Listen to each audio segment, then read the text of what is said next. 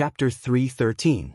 Wasn't this the Zhong Yan who always squatted in the corner, carried bricks at the construction site behind his family's back in his third year of high school? Thinking back, this guy should be in his third year of college now. Zheng Tan really didn't expect to meet this guy in this place. Zhong Yan's eyes were filled with doubt. Even if he felt like it, Chuhua City was so far away from Beijing, and he didn't know the guy with the bad attitude. Zheng Tan was still dressed like a white ball, so it was already hard to recognize him. Now, it was even harder to be sure. Zhong Yan actually didn't think this was the cat he knew, but this cat's expression was too familiar. Even if he hadn't seen it for more than 2 years, among all the cats Zhong Yan had seen, this one was the most special. Look, it's even waving its paws at me. Is it really that cat? Should I ask this guy? While Zhong Yan was hesitating, Fang Wenjie, who had already gotten the reference book, turned around and saw someone standing behind him, staring at his backpack. He stared at him and said, "What are you looking at? Have you never seen a cat before?" Fang Wenjie turned around and was about to leave. After taking 2 steps, he heard a voice behind him, "Black charcoal?" Hearing this, Fang Wenjie stopped and turned around to look at the person who had just spoken.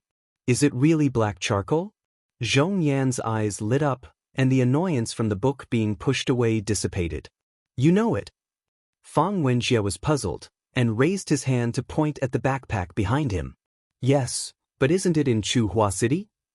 Zhong Yan wondered if this cat had been sold to Beijing, but didn't they say that this cat had someone backing it when they were at the construction site? Hearing Zhong Yan say, Chuhua City, Fang Wenjie lowered his guard a little, but he wasn't sure. He took out his phone and called Fang Mengmeng, asking her to come over. The bookstore was too big, and there were too many people, so it was easier to contact her by phone. However, even a Jiao family might not be able to recognize all the people Zheng Tan knew. Many of the people he met while walking around didn't even know the Jiao family, let alone Fang Mengmeng. The 2 Fangs could only determine if they were acquaintances through Zheng Tan's attitude. Fang Wenjie's plan this afternoon was to buy some books and then sleep in the bookstore. It was too cold outside and he didn't want to move. When it was time, he would go straight to the restaurant to eat.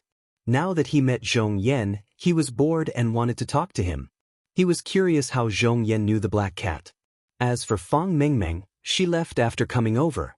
She had found a few books that she was interested in and wanted to read them for a while. Fang Wenjie immediately rushed over and occupied 4 seats before the others sat down. He used his bag and books to occupy the empty seats. Zhong Yan came with his friends today. When he was a freshman, he worked part-time in a fast food restaurant and made 2 friends. They were from different schools. The person who came today was one of them. The other one had graduated this year. Zhong Yan's tutoring job was also introduced to him by this friend. In the morning, he would tutor a third-year student. In the afternoon, Zhong Yan and his friend, who was also a part-time tutor, would come here to look for tutoring books for third-year students. Many people said that the college entrance examination was not a fair platform and was full of regional discrimination. Zhong Yan didn't care. He had already passed the exam. Taking the tutoring books for third-year students was just to tutor another third-year student. There were also differences in the college entrance examination system in different provinces. The types of questions, policies, preferences, and so on all had to be studied. After 2 years of tutoring, he wasn't used to it in the first year. However, it was much better in the second year. Zhong Yan was never a rigid person. He knew how to be flexible and could solve the problem. His reputation was good and the parents were willing to give him money. Zhong Yan's classmate was originally chatting with a girl. When he saw the situation here, he came over and the 3 of them started chatting. One of them said, "It's tough. We have to tutor during the holidays." The other 2 nodded. "Yes. Every time we tutor, those students look at us as if we are their enemies." Zheng Tan listened to them talk. From their words, he knew that Zhong Yan didn't go home after coming to Beijing. He also earned his own tuition and living expenses. It seemed that his relationship with his family was still at a freezing point. No wonder he hadn't seen Zhong Yan in Chuhua for 2 years. Fang Wenjie was quite excited when he heard that Zhong Yan was a super dark horse during the college entrance examination. He directly flew from the ordinary level of the class to the top 3 of the school. He slapped some people's faces loudly. He felt that a creature like a dark horse was simply a beast that pretended to be pretentious and slapped people's faces. Even Zhong Yan was more pleasing to the eye. Although Zhong Yan didn't talk about his own matters, he would still meet his high school classmates in Beijing. Those who were close to Zhong Yan had more or less heard about it. Therefore, when his friend mentioned it, Fang Wenjie was excited. He couldn't stop the topic. As Fang Wenjie chatted, he pondered in his heart. His mother was currently looking for a tutor during the winter break. Instead of finding someone he didn't like, it would be better to just let Zhong Yan and the others go over. When he was bored, he would have someone to talk to. When he was chatting just now, Fang Wenjie felt that Zhong Yan and the others were quite interesting.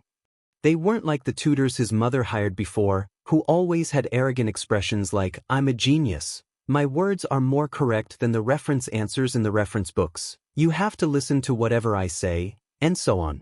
Although those people rarely showed it on their faces, Fang Wenjie could see that they thought that way in their hearts. Fang Wenjie also raised his own thoughts. He wasn't joking. He was serious. "Forget about me. I can fool the servants. If you really want a tutor, you should find Zhong Yan. This guy is at least from Beijing University. Moreover, Zhong Yan doesn't go home during the New Year. He has time," Zhong Yan's friend said. He could see that Fang Wenjie's family conditions were good.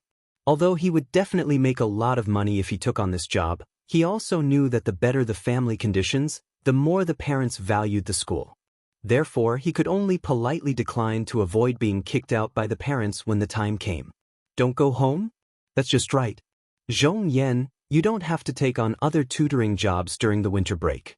Don't worry, my mother is absolutely generous with the money." Fang Wenjie's words were not wrong. His mother was indeed very generous to tutors. In addition to the remuneration agreed upon at the signing of the contract, she also gave out red packets from time to time. The money in the red packets was definitely not much less than the remuneration in the contract. This was also one of the reasons why Fang Wenjie was very displeased with those tutors. How could they have the face to receive red packets when they didn't produce results? Therefore, Fang Wenjie had an excuse to find fault with those tutors. The last tutor was directly scolded away by him. After all, most intellectuals were thin-skinned. Zheng Tan felt that the people of the Fang family were very unreliable on the surface, but in fact, that was not the case. Fang Xiaokong was an excellent example. And as Fang Xiaokong's nephew, Zheng Tan did not think that Fang Wenjie was a stupid person. Take the matter of hiring a tutor as an example. Fang Wenjie did not impulsively send out the invitation. The so-called pleasing to the eye was naturally one of the reasons. Another reason was that when they were chatting just now, Fang Wenjie's seemingly casual and hot-headed complaints were mixed in with a few learning questions. These questions were all solved by Zhong Yan in a simple and straightforward way that was easier to understand, which made Fang Wenjie very satisfied. Fang Wenjie never felt that he was stupid. He felt that it was very difficult for him to understand the things that those senior tutors said before, mainly because every time those people opened their mouths, they used a lot of professional jargon. If they said it bluntly, it would make them lose face. Would it kill them to be more vulgar? Was there really such a clear distinction between elegance and vulgarity? Fang Wenjie listened impatiently. Hey, bringing this cat out was really the right thing to do. Carrying such a heavy bag for so long was not in vain. Fang Wenjie was very happy. If this matter was solved, he would not have to live in darkness and oppression this winter break. Compared to Fang Wenjie's carefree heart, Zhong Yan's heart was much more complicated. What his friend could see, he could naturally also think of. He was still very confident in tutoring Fang Wenjie.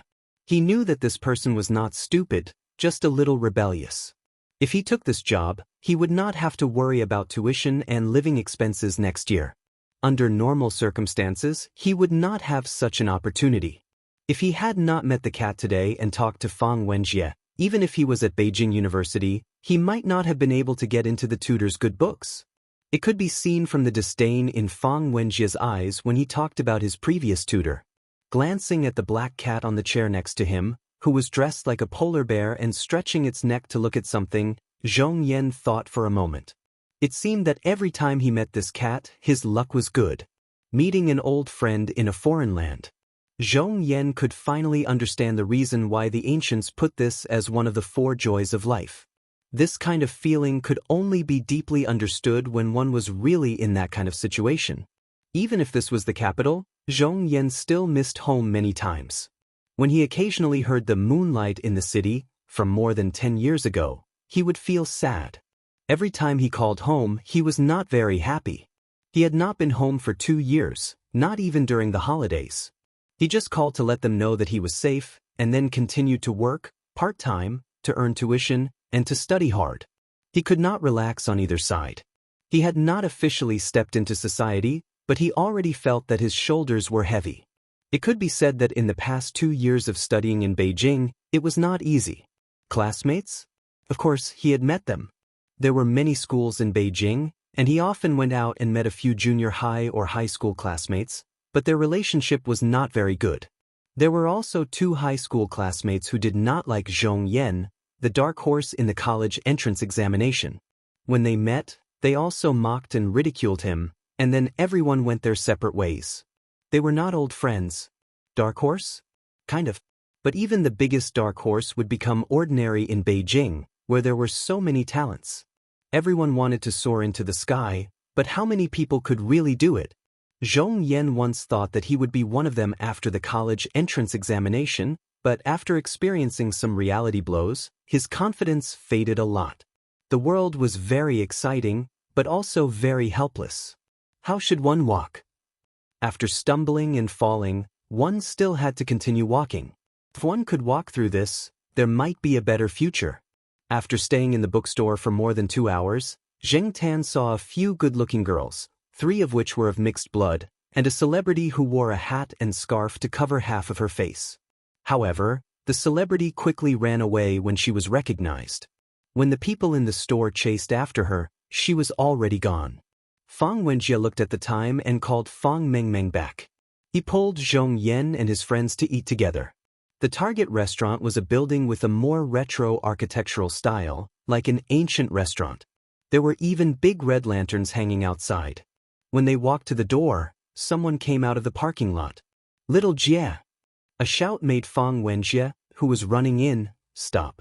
He looked over and immediately smiled. "Yo, Brother Beast, when did you come back to Beijing?" 2 days ago.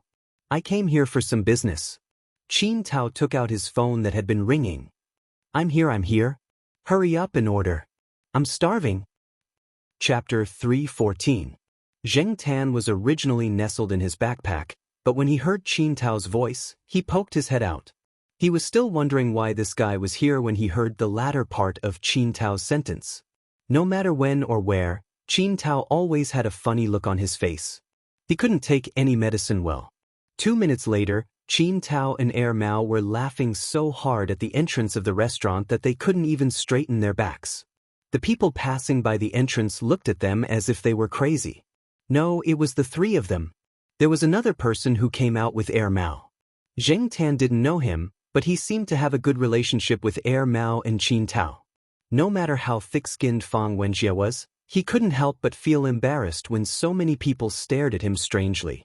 His level was far below Mao and Qin Tao's. As for Fang Mengmeng, she had already taken a few steps back when Qin Tao started laughing.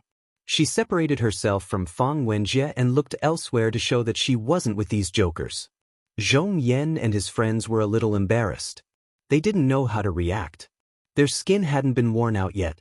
Qin Tao and Mao came to Beijing to attend a friend's wedding. They came here 2 days in advance for the gathering, but they didn't expect to meet Zheng Tan and the others today. They also saw Zheng Tan wrapped in a jacket that didn't match his style. "I say, Black Coal, how did you get yourself into this?" As Mao spoke, he reached out and tugged at the bear ears on the polar bear hat. With his other hand, he took a few photos to show to his wife and Lu. And he would also buy some new clothes for Black Rice. Zheng Tan couldn't be bothered with these 2, but he was puzzled. Mao was fine, but how did Qin Tao recognize him at a glance? As he was thinking, Qin Tao said in surprise, "Ah? This cat is really black charcoal?" Zheng Tan. He had overestimated this person's eyesight. Mao's text message paused. If you didn't recognize it, then why were you laughing? He laughed because he was used to the black cat's serious look. When he was in Chuhua City, he didn't see the cat wearing anything except a vest. Today, when he saw the cat's outfit, Mao couldn't help but laugh. It was like seeing a strong man wearing a doll's outfit. The contrast was too big. I think this cat looks stupid. It's obviously black, but it's wearing white, Qintao said.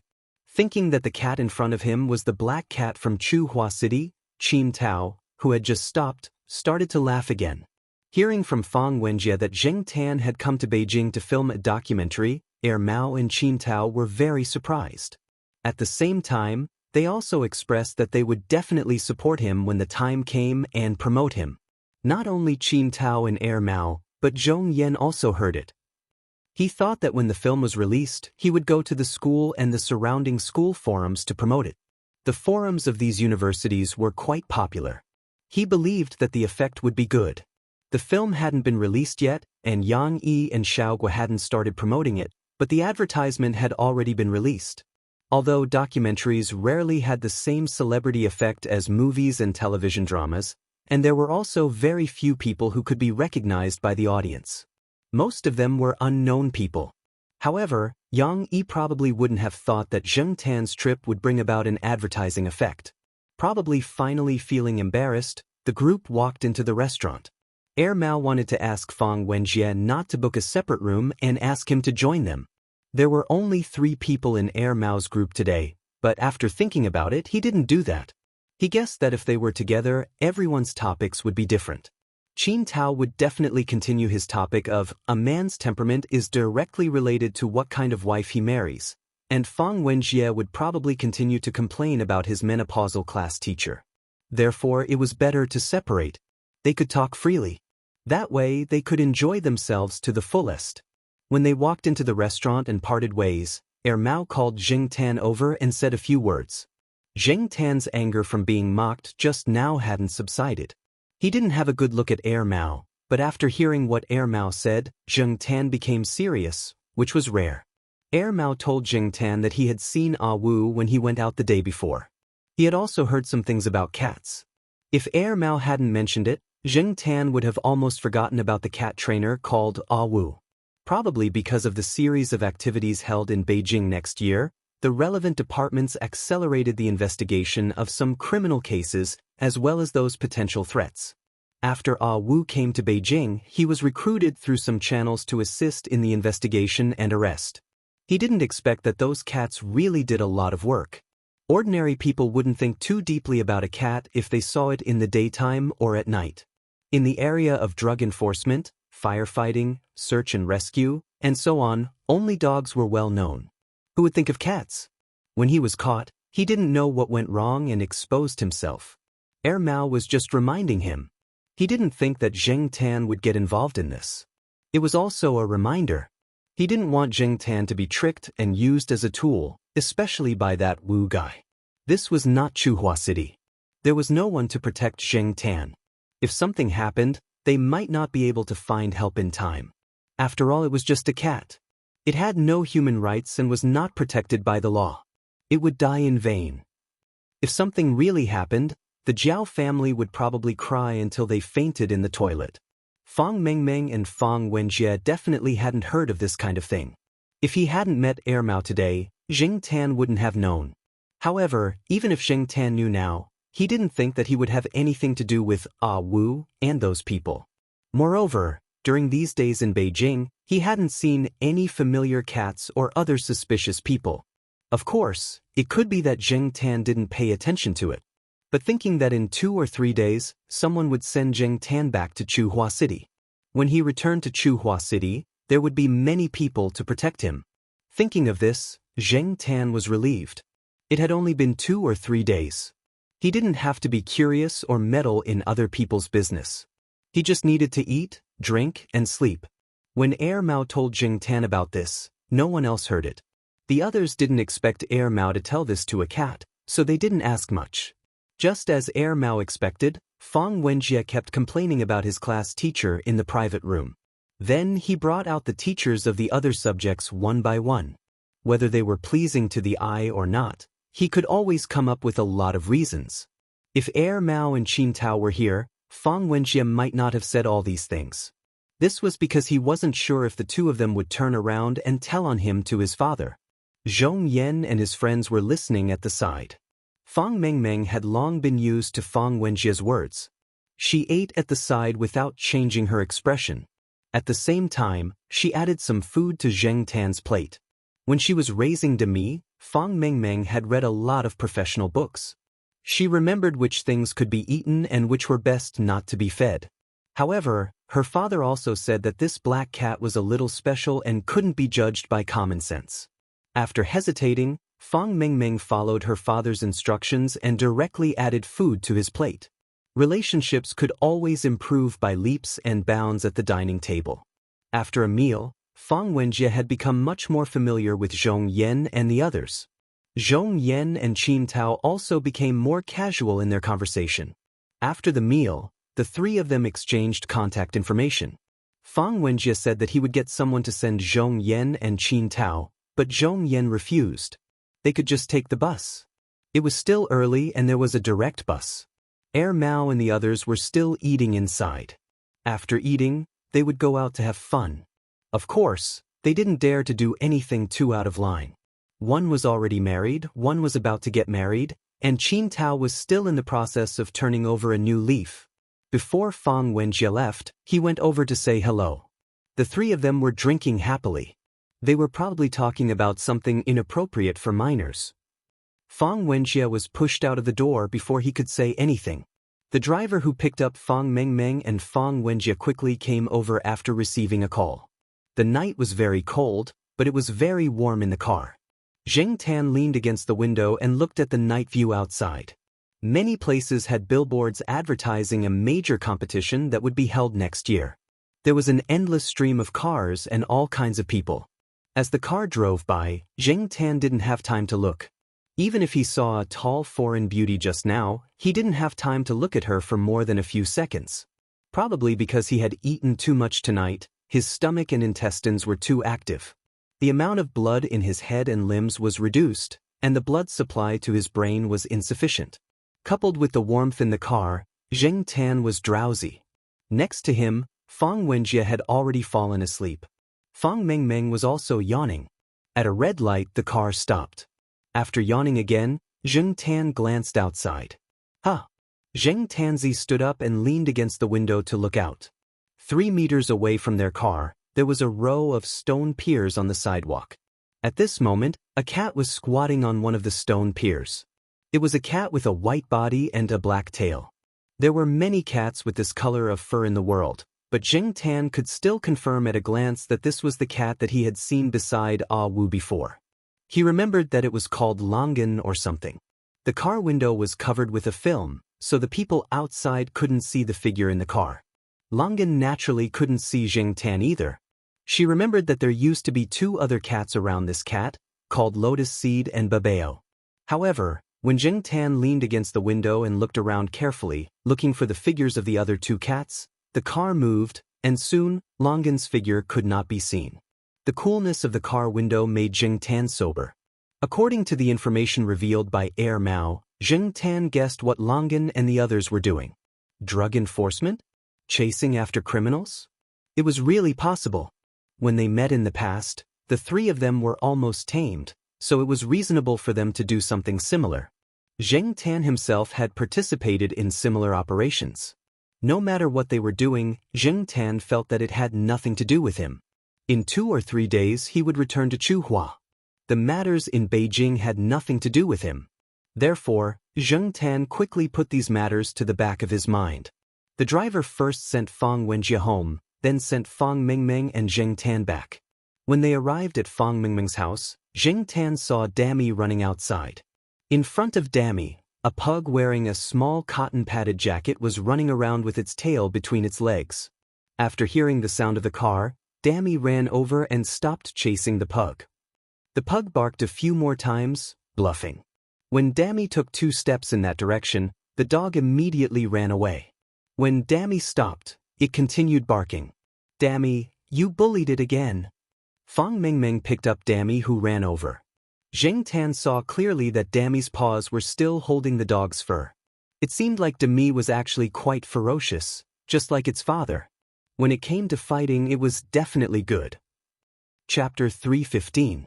At the end of the year, Fang Xiaokong was especially busy. Although he was usually busy, he would take a day off every week to relax. Now, he had no time at all. Even when he called Fang Mengmeng, he was in a hurry. Fang Xiaokong arranged for someone to send Zheng Tan back to Chuhua. The exact date was also confirmed. Because of some last-minute matters, it was pushed back by 2 days. However, it was only 2 days. Zheng Tan could afford to wait. Zheng Tan yawned on the sofa and looked at the date on the calendar. Fortunately, he could go back the day after tomorrow. For the past few days, Zheng Tan had been holed up indoors, eating and sleeping. He did not go out. Firstly, it was too cold outside. Secondly, it was because of what Air Mao had said. Therefore, Zheng Tan decided to laze around indoors to avoid any trouble. In the afternoon, Fang Mengmeng came home from school. After dinner, she informed her mother and went out. There was a model competition in her school. Recently, she had been discussing with 2 of her classmates. Fang Mengmeng's 2 classmates also lived in this villa area. It was convenient for them to form a group to discuss things. Demi followed Fang Mengmeng out. Every day, Demi would come back with a few short strands of dog fur in its paws. The pug that Zheng Tan saw being chased by Demi that night was the target of Demi's bullying. Black charcoal, let's go out together. It's time to move around. Look, you've put on weight these few days. Fang Mengmeng looked at Zheng Tan on the sofa and said before leaving. Fat? Really? Muscles? Zheng Tan looked down and did not feel fat. However, compared to the days when he was filming the documentary, he did grow a little. It was mainly because filming the documentary was more tiring. After that, he followed the filming crew everywhere and lost some weight.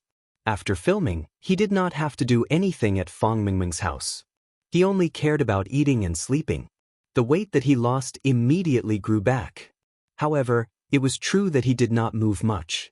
After thinking for a while, Zheng Tan decided to follow Fang Mengmeng and Dami out for a walk. He would treat it as a chance to digest his food. It should be fine to just walk around the villa area. He could also take a look at how the children were going to fix the models. This time, Zheng Tan didn't wear the polar bear costume that had been mocked by Ermao and Qin Tao. Anyway, he wasn't going to travel far. As long as he was nearby, he didn't want to wear that. Otherwise, he would be laughed at by others. After leaving the house, the difference in temperature between the outside and the outside made Zheng Tan shiver.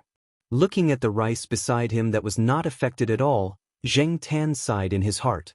There was nothing he could do, he could not be envious.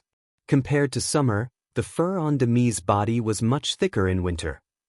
It was already much stronger than other cats, but now it looked even stronger and stronger. It was no wonder that a few cats in this residential area ran away when they saw Demi. They were probably bullied before. Fang Mengmeng wrapped herself in a scarf and brought Zheng Tan and Dami to her classmate's house. After walking for less than 5 minutes, they arrived at a European-style villa. Instead of pressing the doorbell, they stood below and shouted, "Chu Leia!" When Zheng Tan first heard this name, he thought that she was calling for someone to come out. Later, he found out that it was the name of a mixed-race girl who was one of Fang Mengmeng's classmates and model team members. After Fang Mengmeng shouted twice from below, Chu Leia came out with a small bag. "Whose black cat is this?" Chu Leia asked Zheng Tan, who was standing next to Fang Mengmeng and Dami. "My dad's friend's cat. My family's Dami's, elder." Fang Mengmeng heard Fang Xiaokong say the word elder when she was on the phone with Fang Xiaokong. Later on, when she introduced Zheng Tan to others, Fang Mengmeng would add this phrase, "Elder." Chu Leia walked and looked at Zheng Tan curiously. "But it's not as tall as Dami." Zheng Tan was speechless. He felt like he had been stabbed in the chest. "They're not related by blood. They're of different breeds. You can't compare them," Fang Mengmeng explained. "Oh, that's true." Chu Leia nodded and did not add insult to Zheng Tan's injury. The two walked along the road for about 10 minutes and came to a villa. This time, Fang Mengmeng did not shout from below. Instead, she walked to the door with Chu Leia and pressed the doorbell. Woof woof woof woof woof woof. As the doorbell rang, the dog inside barked. Zheng Tan knew that it was the pug that was always bullied by Dammy. Soon, the door was opened. A boy about the same age as Fang Mengmeng and Chu Leia opened the door with a biscuit in his mouth. This should be the other member of Fang Mengmeng's team, the boy named Hou Junyi. I'm late. Hou Junyi opened the door. When he opened the door, his pug, Mao Dou, was already in front of the door. When Dammy came in, it immediately ran away and hid beside Hou Junyi, barking at Dammy. The three of them were already used to the way the cat and dog interacted. Speaking of which, these two were childhood friends and had been fighting since they were young. Mao Dou had also been bullied by Dammy since it was young. Although Dammy was always fierce to Mao Dou, if Mao Dou fought with other dogs or cats, Dammy would definitely rush over to help Mao Dou. Monkey, your Mao Dou really loses every battle and keeps on fighting, Fang Mengmeng said with a smile. Hou Junyi's nickname was Monkey. This surname had caused him a lot of trouble. His nickname was just one of the small problems. Hearing Fang Mengmeng's words, Hou Junyi snorted and did not comment. Hey, there's a black cat. Hou Junyi exclaimed when he saw Zheng Tan. He only had two impressions of cats, the type that ran when they saw dogs and the type that fought when they saw dogs. Zheng Tan was a special case that Hou Junyi had seen. He ignored Mao Dou and did not fight with him. It was as if he was not interested in Mao Dou at all. Fang Mengmeng once again briefly explained Zheng Tan's background. Hou Junyi's house had a workshop specially arranged for him. Fang Mengmeng and the other two designed their works in this workshop. Zheng Tan watched the three children make handmade models. Dammy and Mao Dou were already running around the house. Hou Junyi's parents did not say anything. They were already used to this. After the three of them were busy for an hour, they took a break.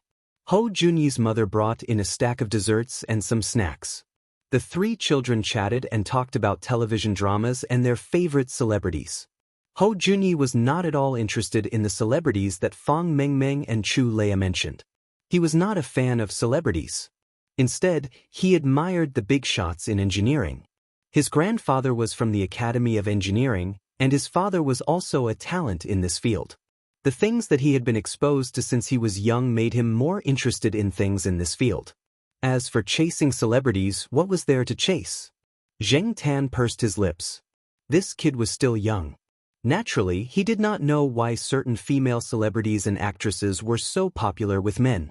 As for the male celebrities that Fang Mengmeng and Chu Leia mentioned, Zheng Tan expressed that he was only interested in things like X photos. Because Hou Junyi's facial expression was too obvious, after Fang Mengmeng mentioned the names of a few idols, she asked Hou Junyi, "What's with that expression? Don't you like them?" "I don't like them," Hou Junyi said firmly. "Jealous men are the ugliest." Chu Leia sneered. Zheng Tan was speechless. Why did it sound so awkward when these words came out from the mouth of a little girl younger than little Pomelo? Hou Junyi's face turned red. "I'm not jealous. There's nothing to admire about them in the first place. Just like that Xiao next door. I don't like him." Xiao.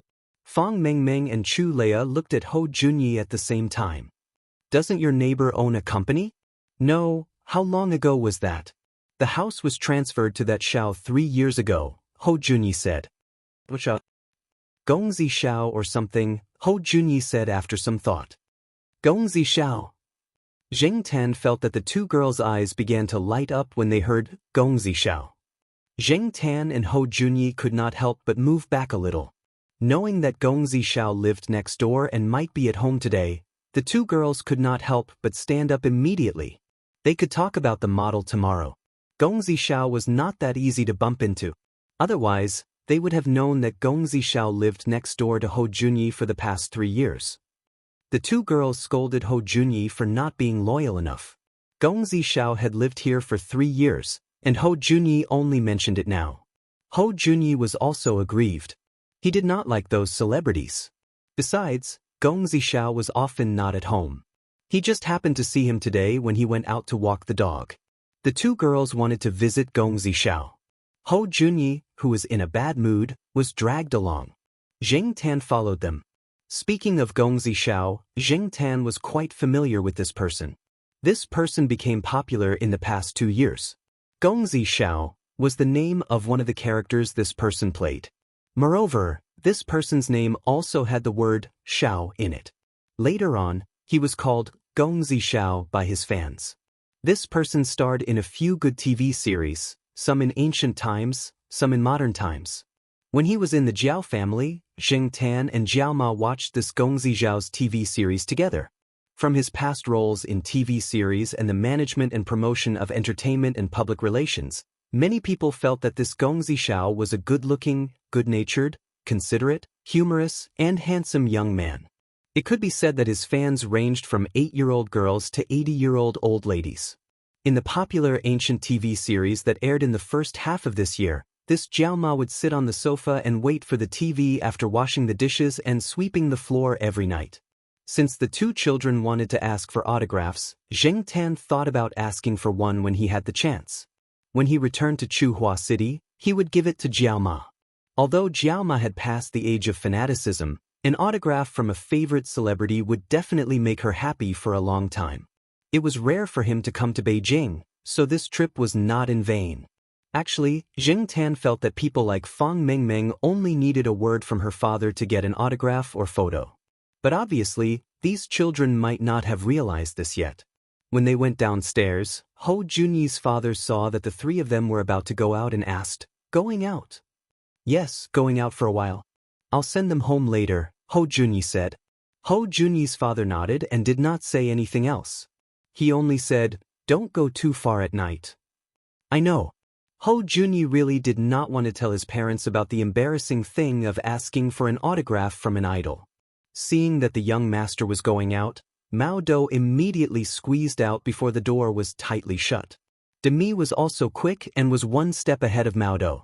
3 people, 2 cats, and a dog stood in front of Gongzi Zhao's house. Ho Junyi was pushed forward to press the doorbell. There was a room upstairs with a light on.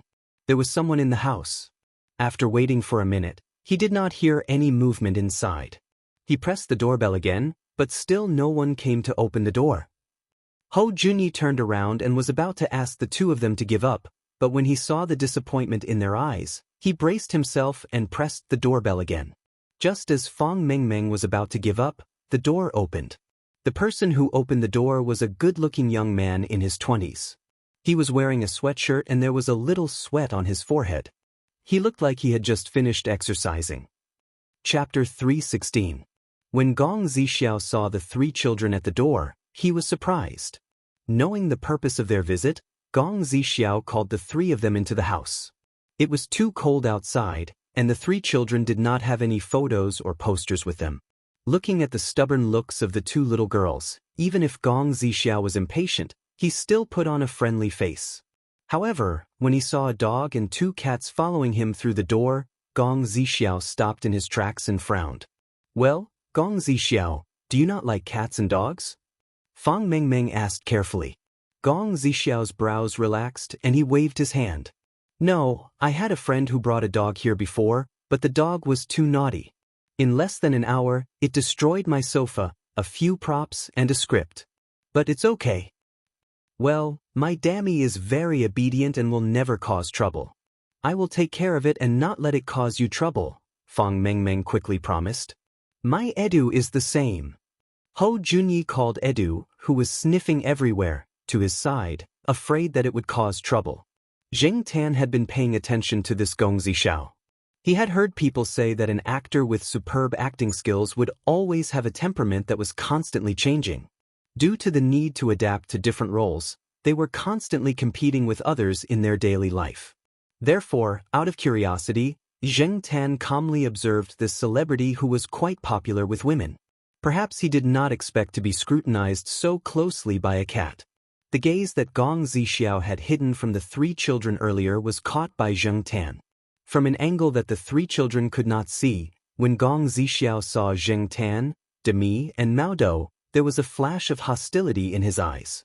Zheng Tan was very sensitive to this, so he did not doubt his eyesight. It seemed that Gong Zixiao's temperament was not as kind as he appeared to be. He was just pretending in front of others. Zheng Tan curled his lips and spat in disdain. This person obviously did not like cats and dogs, but he was still looking for an excuse. It did not matter. Jing Tan did not like the star. No matter how bad his personality was, it had nothing to do with him. He just did not know how many female fans would be sad if his true temperament was exposed one day. Usually, no one comes here, so there's only black tea and water. Of course, there's also wine, but you're still young, so you can't drink that. Gong Xiao brewed 3 cups of black tea and handed it to the 3 of them. That's fine, thank you, Chu Leia said. Sorry to disturb you so late at night. Now that they had calmed down, Fang Mengmeng felt that it was a little rude. It's okay.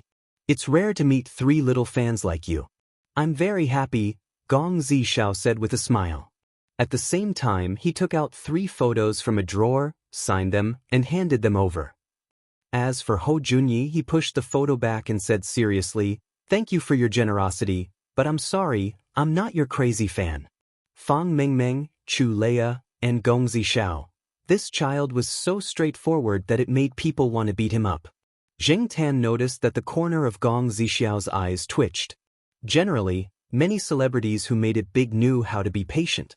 This was also one of the difficult aspects of being a celebrity.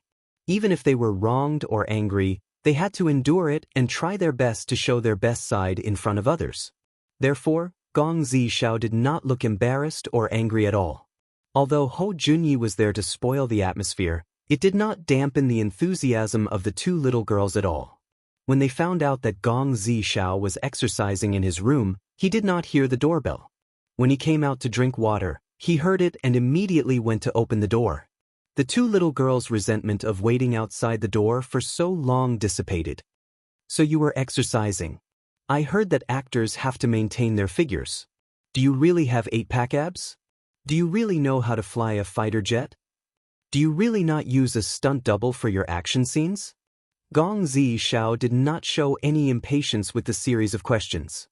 He answered them one by one with a gentle look on his face.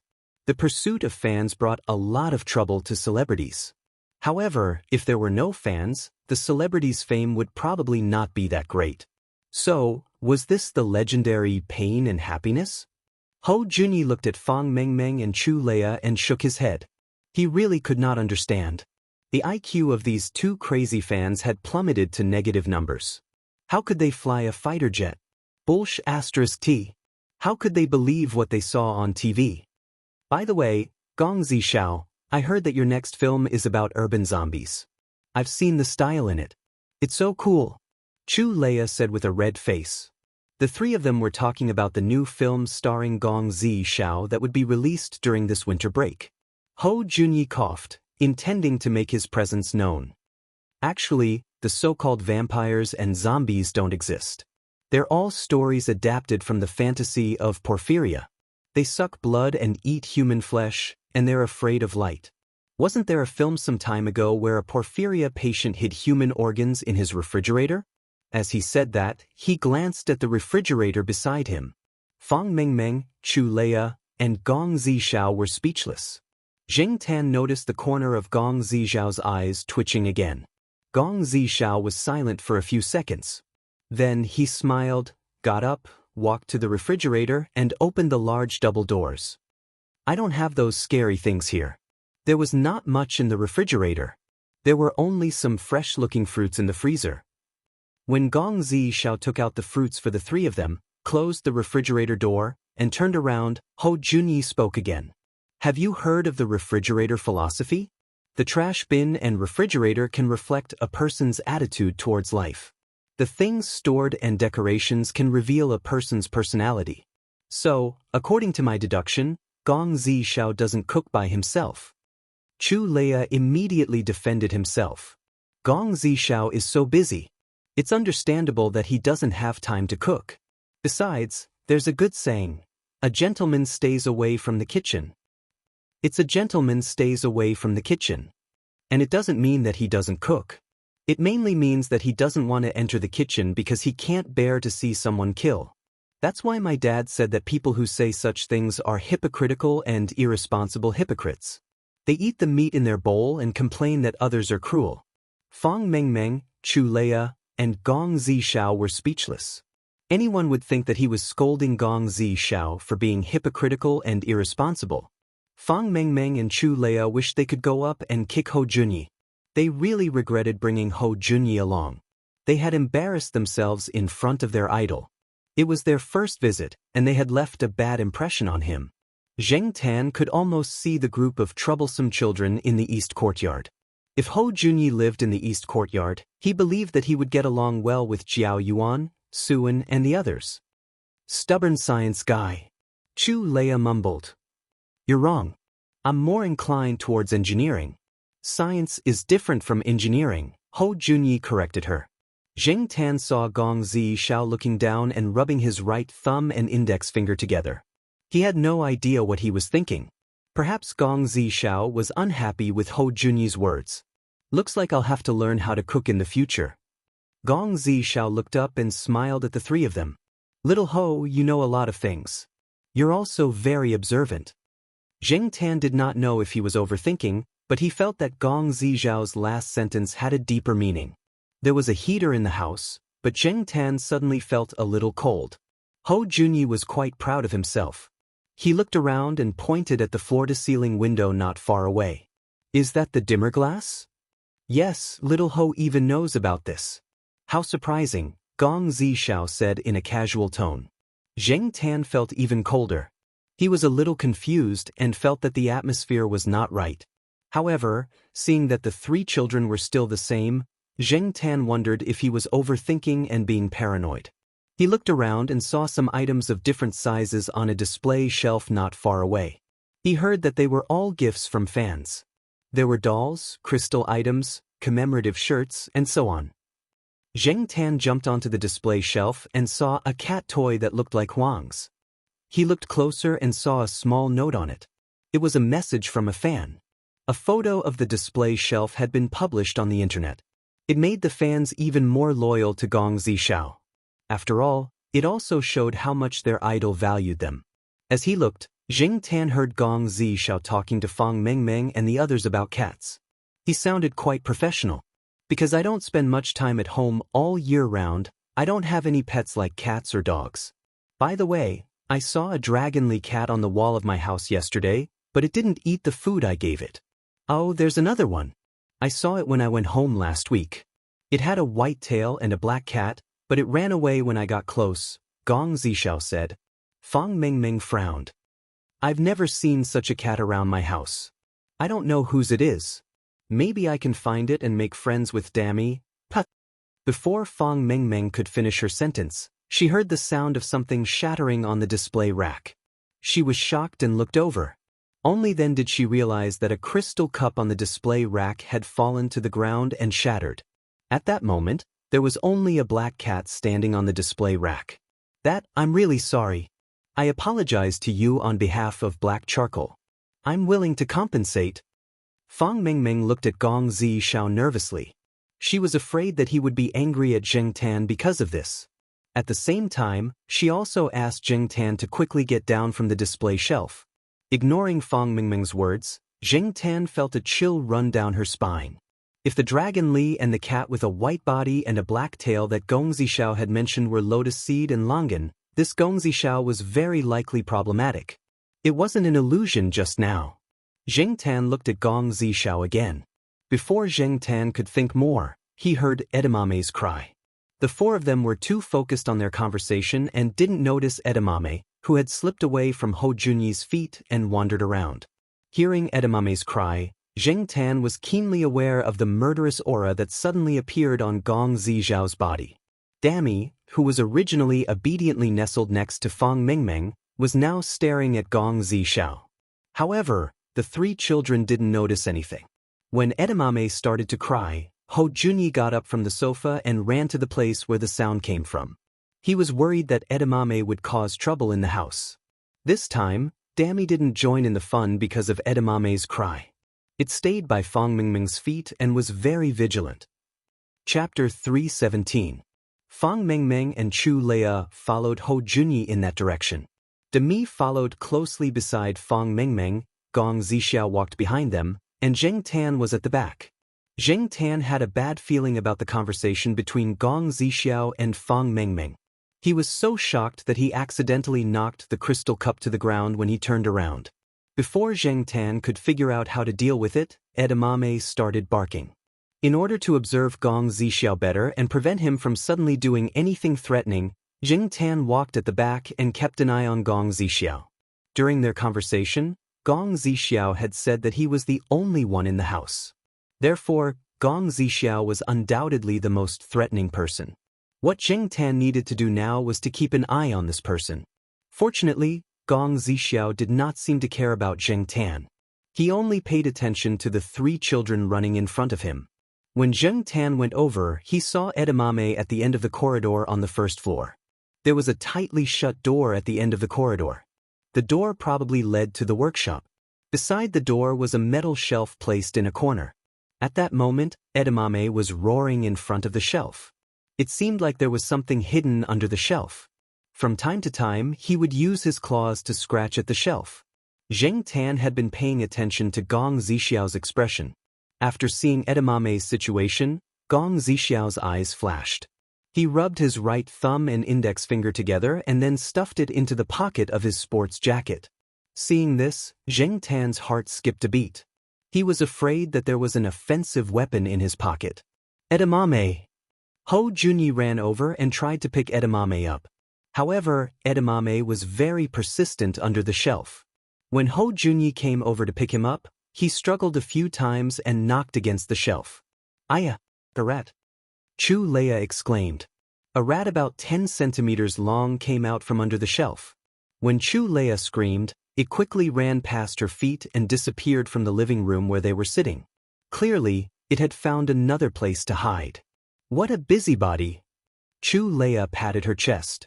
She was scared out of her wits when the rat ran past her feet. As for Mao Do, they all knew that Ho Junyi's Mao Do liked to catch mice very much. He had caught 3 mice in a year, so Ho Junyi once boasted that his Mao Do was as good as several cats in other houses. However, on the second day after Ho Junyi showed off, Demi caught 5 large rats and placed them in front of Ho Junyi's house, giving Ho Junyi's mother a shock. So it's a rat. Fang Mengmeng was relieved and apologized to Gong Zixiao. She had originally said that she would take good care of the pets and not let them cause trouble, but in the end, such troublesome things happened one after another. It's all right, Gong Zixiao said with a smile. He didn't take out his right hand from his pocket. Hey, monkey, what are you still standing there for? Fang Mengmeng urged. Ho Junyi stood beside the shelf with edamame in his arms, as if he had lost his mind.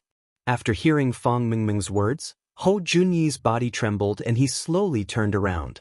Strangely, when Ho Junyi turned around with edamame in his arms, his face was a little pale, as if he was frightened. What's wrong with you? Don't be afraid. Although edamame is a troublemaker, Gong Zixiao won't blame you. Look, black charcoal didn't even say anything when he broke something, Chu Leia comforted. Ho Junyi quickly glanced at Gong Zixiao, who was smiling, and opened his mouth to explain. He closed it again, hesitated, and then said, I want to go home. Chu Leia looked at the watch on her wrist. Actually, it wasn't even 9 o'clock yet. They usually discussed models until 9:30 before going home.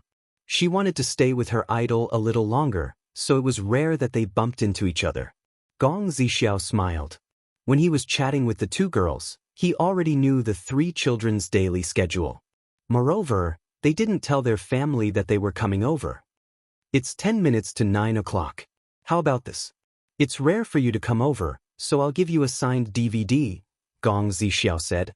Chu Leia and Fang Mengmeng's eyes lit up. Is it the one that won an award this year? In high definition? Do you still have DVDs of previous movies? We can buy them. I have money on me, Fang Mengmeng said. If you don't have enough money, can I pay by card? No need. Just take it as a gift from me. Oh, those are all upstairs. I'll take you upstairs to take a look. Take whichever you like, Gong Zixiao said.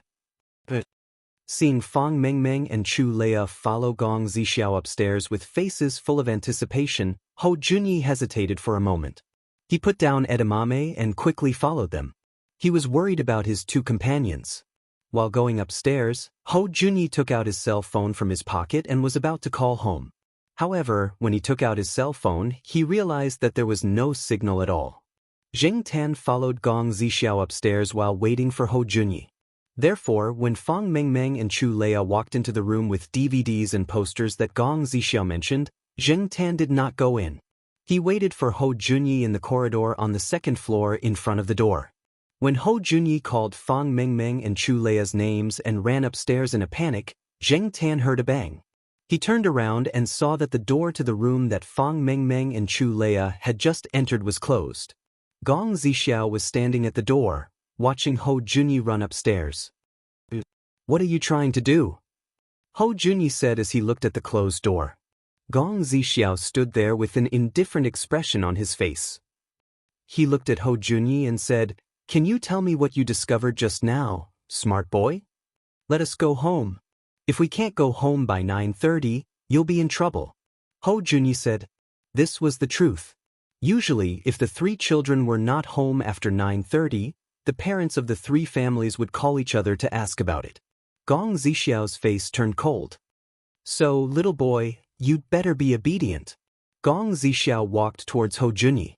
He did not expect the three children to come over today, and they kept pressing the doorbell. Before he opened the door, he saw the three people outside through the camera and the anti-theft eye. As for the three pets, perhaps it was because of the angle, he did not notice them until he opened the door. He always thought that children were easy to fool. He just needed to prevent the dog from discovering anything. However, he did not expect the kid with the surname Ho to know so much.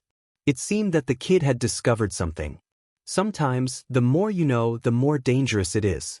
Seeing Gong Zixiao walking towards him, Hou Junyi threw the phone in his hand at him. He did not even check if it hit the target. He turned around and ran downstairs. Mao Dou, who did not know what happened, followed Hou Junyi downstairs. Gong Zixiao dodged the phone that was thrown at him and chased after him. Zheng Tan put his ear to the door and listened carefully to the movements of Fang Mengmeng and Mao Dou, who were locked in the room. They seemed to be quite energetic, so they should be safe for the time being. He also ran downstairs. He did not know what Hou Junyi had discovered that made Gong Zixiao expose himself.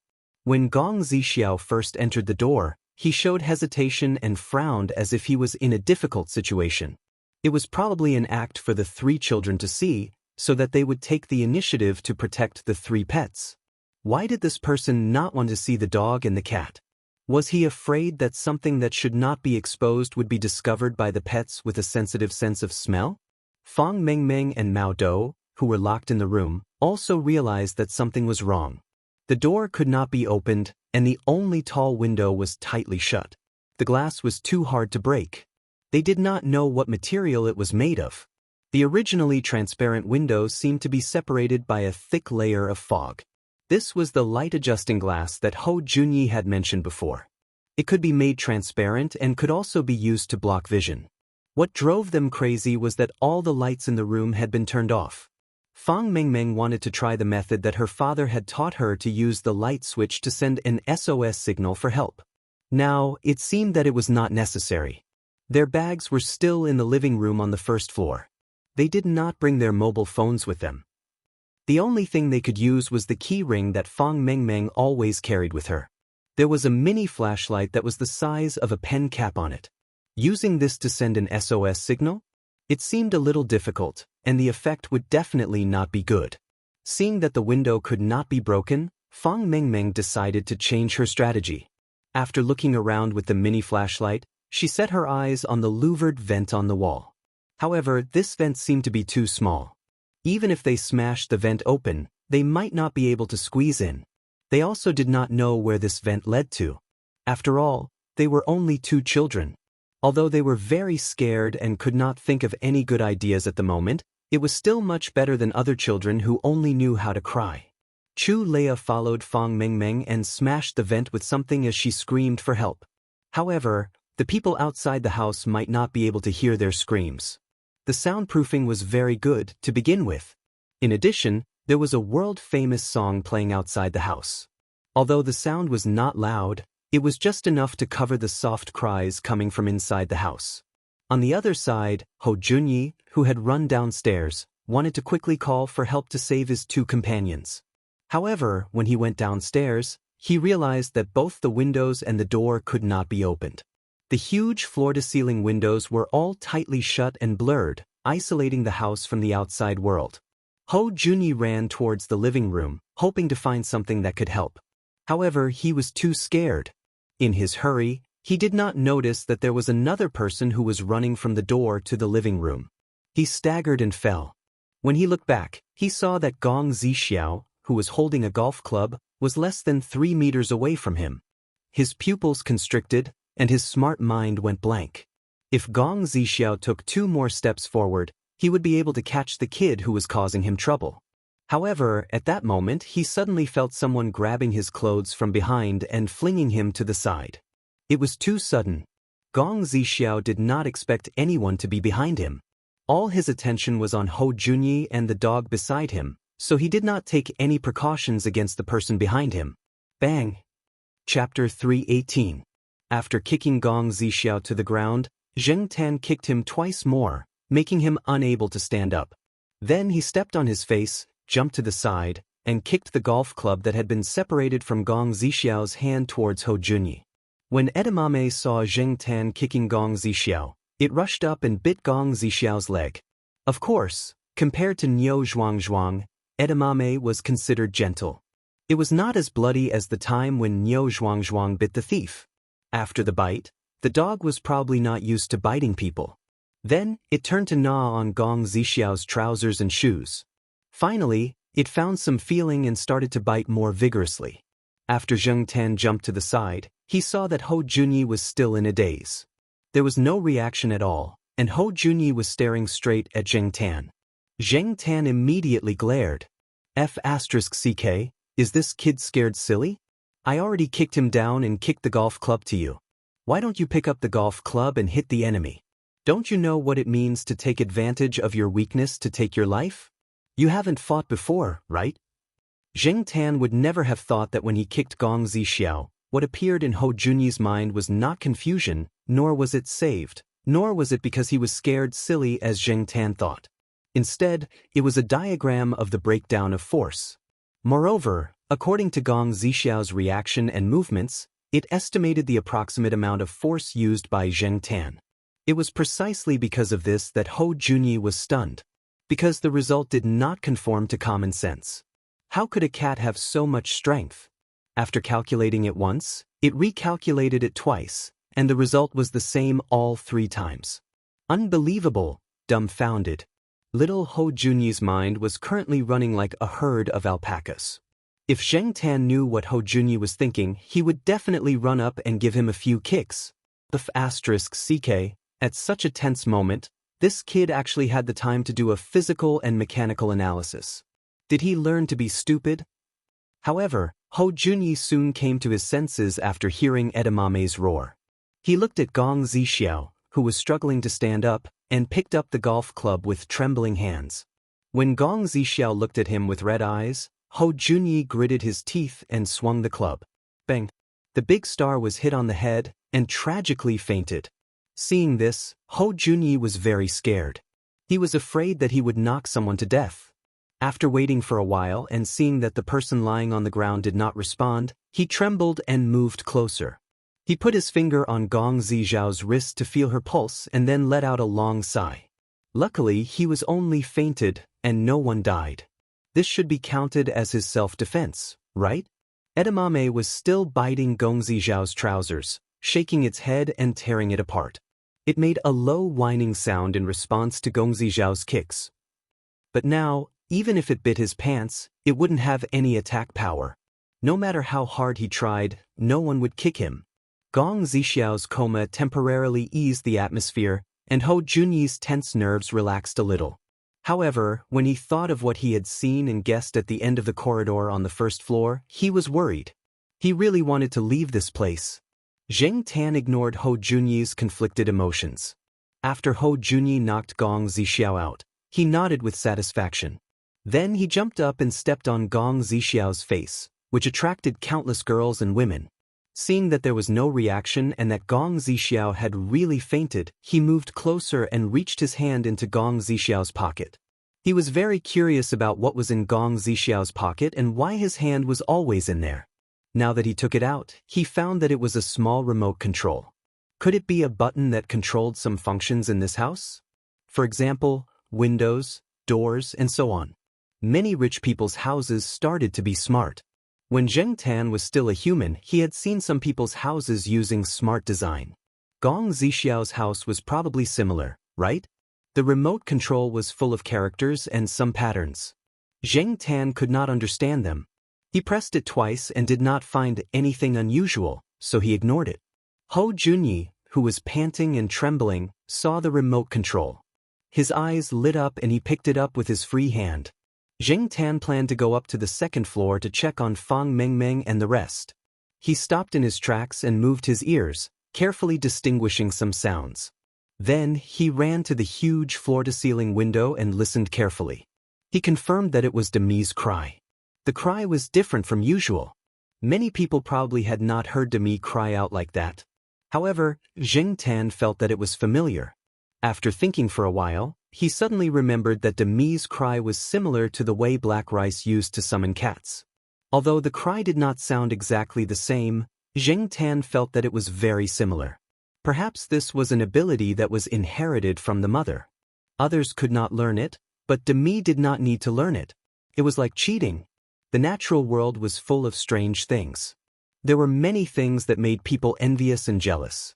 At the same time, Zheng Tan had to sigh again. This family's genes were really King awesome. While Zheng Tan was thinking, the other residents near this house who had cats and could hear the cats cry began to have abnormal reactions. They cried out and wanted to run out. In Fang Mingming's room on the second floor, the two of them worked together to smash the louvered vent and let Demi escape through the vent. Fang Mengming even took off the bow on her head and let Demi carry it to find help. She had seen this on TV before. But in fact, the other end of the vent was blocked by something. Demi could not get out at all. However, if it cried out here, it could be heard loudly from outside. It would not be covered by the music that was playing. As it cried out, it created an effect that Fang Mengming did not expect.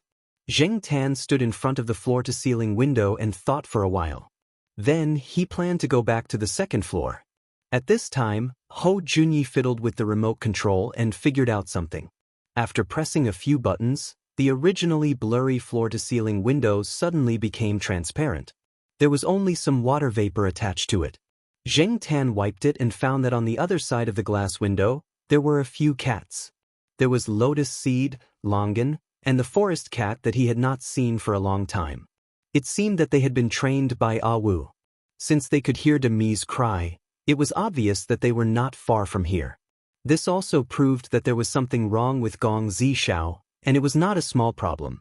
In addition to these familiar-looking cats, there were also cats from nearby households. Most of them seemed to be expensive cat breeds, and they even had cat tags on them. Regardless of whether they were ordinary or expensive cats, they were all howling and wandering around the house at the moment. With such an abnormal phenomenon and movement, it was believed that the people nearby would come over. Zheng Tan had already seen Hou Junyi's father running over. Originally, Hou Junyi's father was smoking outside the door and waiting for Hou Junyi. He did not expect to hear Demi's cry. Although the sound sounded different from usual, they were familiar with Demi and could associate it with Demi. Moreover, the sound came from the house next door. The two houses were about 10 meters apart. Hou Junyi's father walked over and looked into the yard.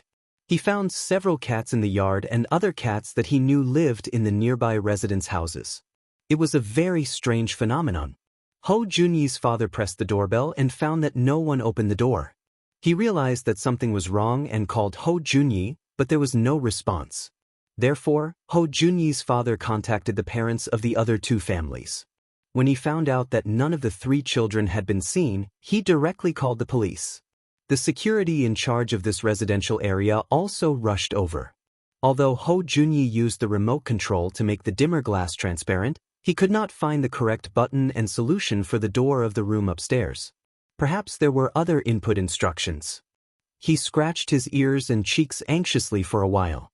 After hearing the knocking on the glass window, he looked up and saw the people outside the glass window.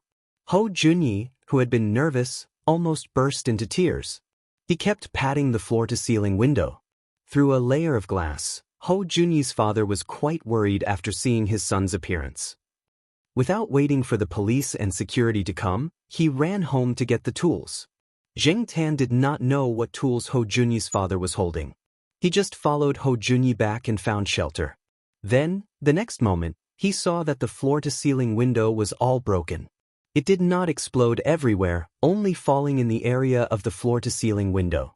By the time the police and security rushed over, Ho Junyi's father had already used the tools to cut open the door on the second floor. Looking at Ho Junyi's father, who was wearing work clothes and gloves and holding a set of tools, Zheng Tan thought that these people were too tough. When Fang Mengmeng and Chu Leia came out, other than being a little surprised, they were in good health. They only had some scratches on their hands, which were not serious injuries. The parents accompanied and comforted them. After all, they were still children. After experiencing such things, they did not know if it would leave a psychological shadow. The parents were thinking about how to get rid of the negative emotions that might affect the children. Zheng Tan looked around. Lotus Seed and Longan had disappeared. Ah Wu was probably nearby. Now that there were more people here, it called them back. The police and security did not think that these cats would be of any use. They watched them leave and did not stop them. The people who lived in this area were either rich or powerful. After such a big incident, the police would definitely be very busy. Who would pay attention to those cats? When the police car arrived, it made a lot of noise. The unconscious Gong Zixiao was taken away. In addition, Zheng Tan saw the police carry out a long object wrapped in a black bag. Zheng Tan sniffed it and smelled a faint smell of blood in the wind. The three children were accompanied by their parents and did not see the situation over there. This was good. Otherwise, they would probably be even more traumatized if they saw it. Chapter 319. If the key to this incident was Zheng Tan taking the lead by surprise and kicking Gong Zixiao out, then Demi's actions directly sped up the end of the crisis. Without Demi's howl, it would not have caused such a big commotion, and the people around might not have been able to react so quickly. Fang Mengmeng hugged Demi and sat next to her mother. Zheng Tan did not go over. He was worried. At that time, he was only focused on getting rid of Gong Zixiao, so he did not have time to hide. Now that he thought about it, Zheng Tan realized that Ho Junyi looked at him suspiciously. After coming out of the house, Ho Junyi calmed down and told a police officer about the whole incident. He even glanced at Zheng Tan a few times. Other than the police officers who were handling the case outside, the three children and their parents were temporarily staying at Ho Junyi's house. Why was Ho Junyi the one telling the story? Because among the three children, he was the first to calm down. Ho Junyi was accompanied by his father and told them about the incident. Fang Mengmeng and Chu Leia were resting in another room, so they could not hear what Ho Junyi said. Zheng Tan was still worried. He moved closer and hid behind a cabinet to eavesdrop on their conversation. At that time, Mao Do found the mouse. I went over to pull it back, but it bumped into the shelf. I saw blood stains on the wall behind the shelf. It wasn't much, but the color didn't look like it was from a long time ago. It was relatively new. Moreover, the color and traces on the wall showed that it used to be a shorter and wider object. The shelf was moved over later, and it was just enough to block the blood stains on the wall. I also smelled something like bleach. There was no signal on the phone. Ho Junyi spoke intermittently, but the rules were still clear. His voice also trembled a little. His father patted him on the back, which comforted Ho Junyi's emotions that had started to fluctuate again because of his narration. However, when Ho Junyi was telling the story, both the police officer and Ho Junyi's father, who was accompanying him, twitched their faces a few times. The former felt that the child knew too much and was very observant. Moreover, he was able to notice things that many adults might not notice. He was not like a child at all. The latter, on the other hand, felt that while their child had the halo of a genius on his head, there was also a retard stamp on his head. Perhaps in the eyes of many people, Ho Junyi was a retard. It was true that he had a higher IQ than others and knew more things. However, when it came to dealing with people, he could be said to be childish. Sometimes, his words could drive people crazy. Father Ho had received more than one phone call from the school teachers complaining. Ho Junyi's narration was quite detailed, from the moment he entered young Master Zhao's house to the moment he left. Mr. Ho saw a very serious problem from his narration. Although he had always thought that it would be better when the child grew up, he had to solve this problem now. Otherwise, he was afraid that something similar would go wrong in the future. However, there were some details that were left out. No matter how the police officer and Father Ho asked, Ho Junyi refused to say anything. For example, the part where Zheng Tan kicked Gong Zixiao. Zheng Tan eavesdropped anxiously and found that Ho Junyi didn't sell him out. Only then did he feel relieved. Before, he didn't find this kid pleasing to the eye, but now he found that this kid was still okay. Dad, did I do something wrong? Ho Junyi looked like he was about to cry. He wasn't stupid. After thinking about it, he realized that many times, it was his fault that Fang Mengmeng and Chu Leia were in danger. Seeing Ho Junyi's expression, Father Ho didn't ask any more questions. He waved at the police officer, indicating that he could leave. Then, he began to comfort Ho Junyi. After all, he was only a child. You couldn't expect him to take care of everything. As for those problems, Father Ho decided to take it slow and solve the problem at hand first. Fang Xiaokong arrived early the next morning. When he received the call, he was busy in another province. After learning about it, he bought the earliest flight and flew over. Zheng Tan saw that he was really angry this time. Since the incident, no one had come to look for Zheng Tan. However, this might only be temporary. It was also because Ho Junyi hadn't sold Zheng Tan out. Zheng Tan kept thinking about Air Mao's words. Wu was around last night, so he should be able to find him. Although Ho Junyi didn't tell Zheng Tan out, Gong Zixiao was still there and his injuries were still there. If they really wanted to pursue the matter, they might be able to link it to Zheng Tan. However, after getting a guarantee from Fang Xiaokong, Zheng Tan was relieved. The matter here was handed over to Fang Xiaokong. In order to avoid some other problems, Fang Xiaokong decided to let Tong Qingdi send Zheng Tan back to Chu Hua City the day before. This was also what Zheng Tan was willing to do. He always felt uneasy staying here. He was afraid that he would be dragged to join Wu's team. Before leaving, Zheng Tan heard Fang Xiaokong talking to someone about this matter. It turned out that the person Lotus Seed and Longan were following was not Gong Zixiao, but the person who was killed by Gong Zixiao. Of course, Gong Zixiao was also involved. According to the conversation, Gong Zixiao was involved in a lot of things, including prostitution, gambling, and drugs. He even had a murder case. He probably received some news and knew that the higher-ups were investigating something. After returning to his residence, he observed for 2 days. Unless it was absolutely necessary, he didn't want to give up the things he earned. After the suspect went to find Gong Zixiao, the two had an argument. The former directly suffered a tragedy. As for Gong Zixiao, someone tipped him off. When he found that the situation was not right, he was ready to pack up and leave. He didn't expect to receive an unexpected guest when he was busy packing up and leaving. In order not to give himself away, Gong Zixiao disguised himself very well. However, he didn't expect that the boy surnamed Ho to know so much. Moreover, he clearly didn't know how to observe people's expressions, but he could find problems that others didn't notice. He said that he really didn't want to kill. He just wanted to lock up the 3 children first and wait for him to escape, the person who spoke to Fang Xiaokong said. But he didn't guarantee that there wouldn't be other dangers to their lives, such as hunger, thirst, or mental stress. Those are only children. Moreover, when people act impulsively, anything is possible. Maybe one of the children will become a hostage, or something else unexpected, Fang Xiaokong said as he smoked.